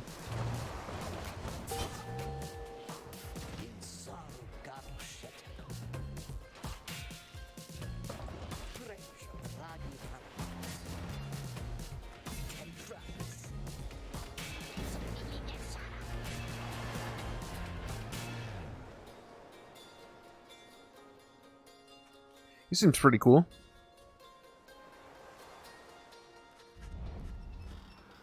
As the day wears on, there is still no sign of the Worm Knight. Your companions grow restless. But then, Sir Gilman is sopping wet and visibly shaken. He struggles to maintain decorum.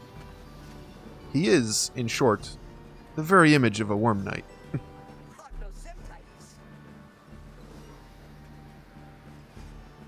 As if on cue, the deathless tempest begins to simmer and subside.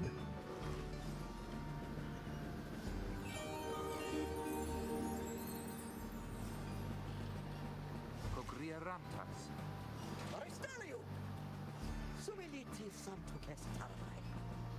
Could really use some shut-eye. The Worm Knight then collapses in exhaustion. You and Hedwyn help him up. Amaridaros. Sir Gilman joined the group. He also revealed a path north for you. Bid him welcome.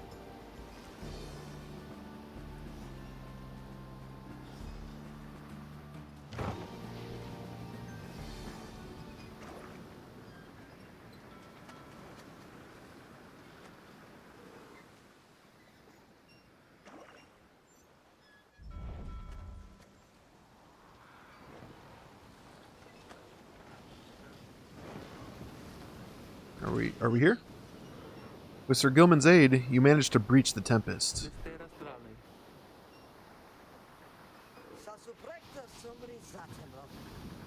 Tam direi tamparas. Call me that once more and I shall tie you in a knot.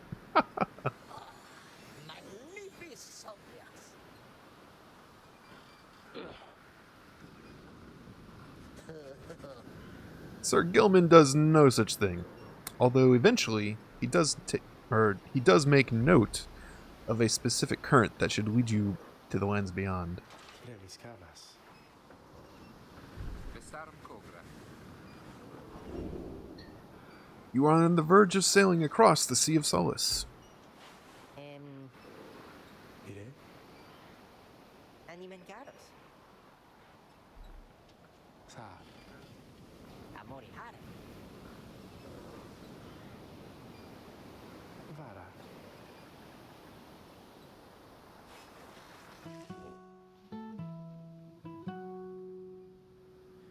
For the salt and roiling sea, the moon began to cry. The valley ran with sorrowful tears and filled the waters high. The misty morning over the brine belies a leaden sky. The stars all hide away from the chill until the evening rise. Oh, oh,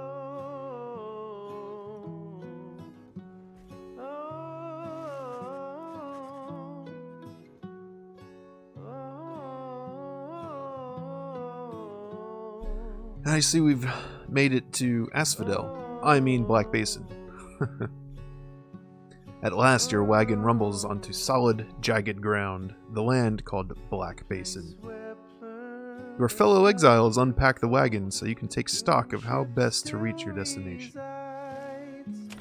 the Titan met her end on its prow, forsaken by the tides. In death she leaves her stain on the plate.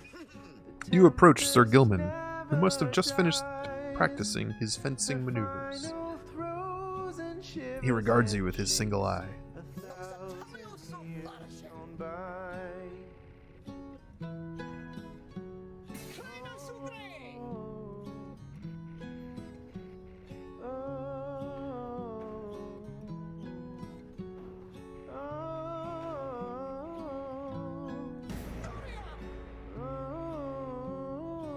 This dude's very intense.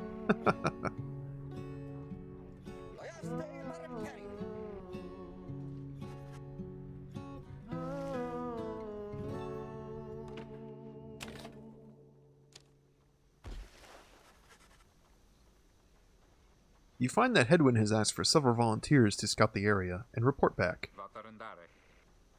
Umbra deserta. For your part, you remain with the Black Wagon to keep watch. You see occasional dark shapes soaring across the sky, but none of them draw near enough for you to see in any detail. Eventually, your companions make their way back, and everyone arrives as planned, or earlier.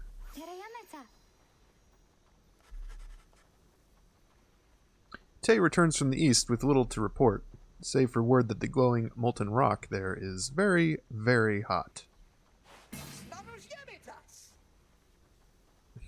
This knight yet lives, although he has little else to report. The newest member of the group, Sir Gilman, returns from a northern pass, visibly shaken. He appears to have discovered an intense fear of heights. The little imp Tizo seems disappointed to have left the water behind. He remains with you, near to the wagon. Restare taparon.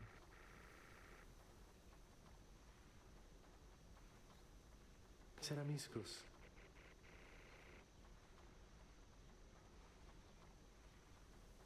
The Nest of Triesta.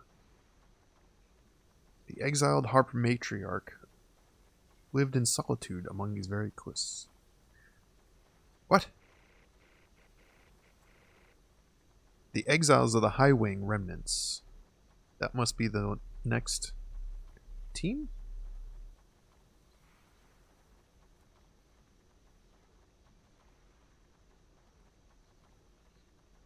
Facility. Edwin steps in as the lone minstrel bows and backs away. Sa. Terem tave.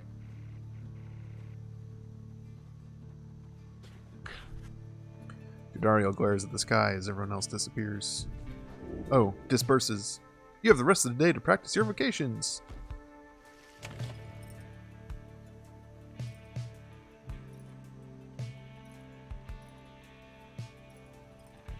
Let's mentor a companion again, I think. Dang, look at all the inspiration.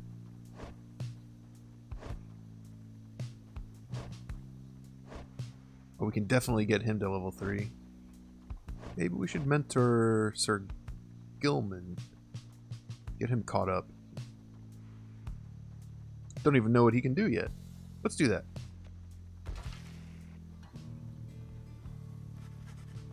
You sit down with Sir Gilman to go over some of the subtler aspects of the rites, such as the state of banishment and how to return from it.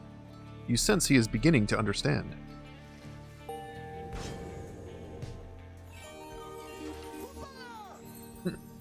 Huzzah! Alright, what's he got? If Sir Gilman and all his allies are banished, he shall instantly return. That's pretty cool.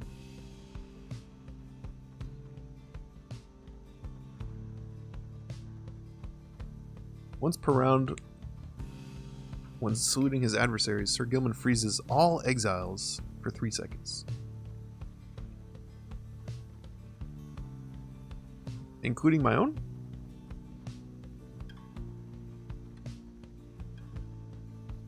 Oh, dude, you're still working. I'll probably end it before this next rite, I think. While Sir Gilman's allies are banished, he moves faster than usual and temporarily has infinite stamina. 10 seconds after banishing an adversary, Sir Gilman deals an additional 10.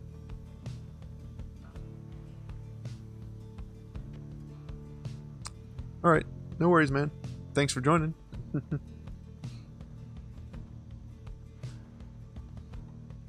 After Sir Gilman banishes an adversary, one of his banished allies shall instantly return. Oh, that sounds good. After using his slash, he can use it again to instantly return to his previous position. Oh, that sounds very good. His slash banishes adversaries in a wider area of effect. After using his slash, he instantly recovers all his stamina. Okay.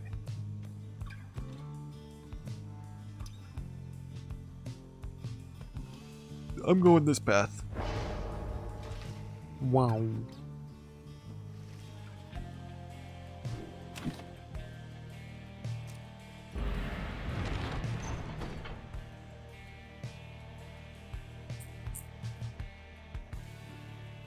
Alright, the one minstrel believes he can negotiate safe passage with the harps via this path. Highwing Cove or Black Shore. Judariel wishes to avoid the harps by staying on low ground.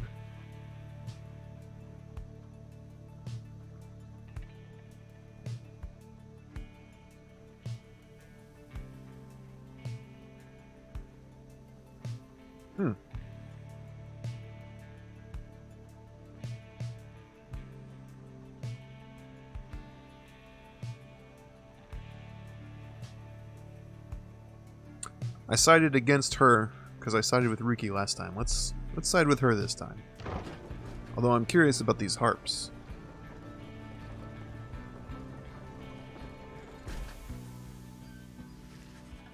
The shattered lands of Black Shore proved difficult to traverse for the Black Wagon. Jodariel searches for a solid path forward, to little avail.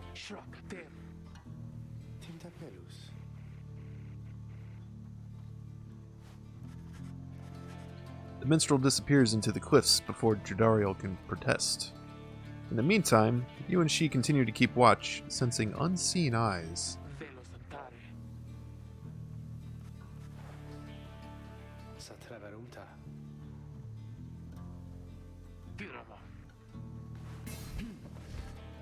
Just then, a winged woman dives down from the sky.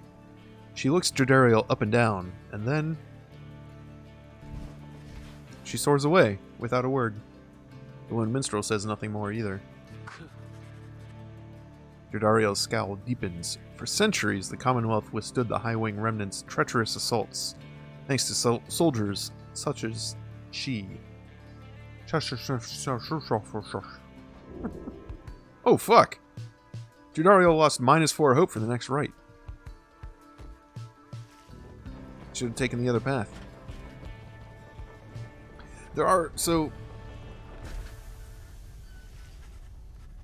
Early on, there's definitely, well, not necessarily even early on, like, throughout, there's definitely paths that are, like, win-win. Like, you can't go wrong. You pick either one, you're going to get, like, something good, either, and it's more a matter of, like, trying to guess what you're going to get to better match, like, what you feel like you need. Do you need more resources for gold? Do you need a nice blessing for a team boost?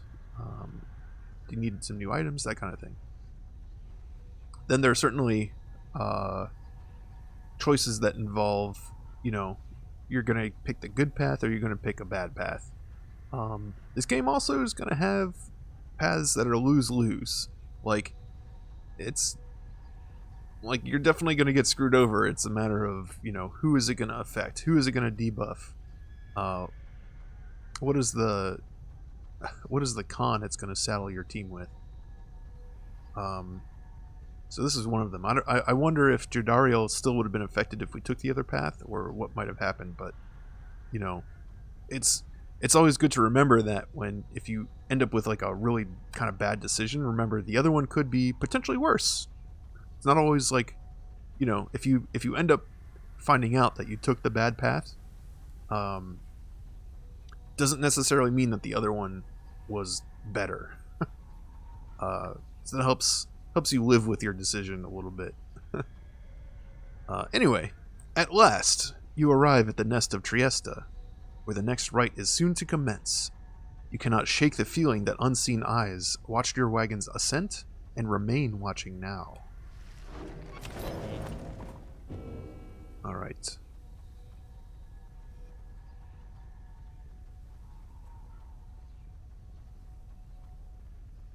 I think I'm gonna end this stream, the one that we're doing right now.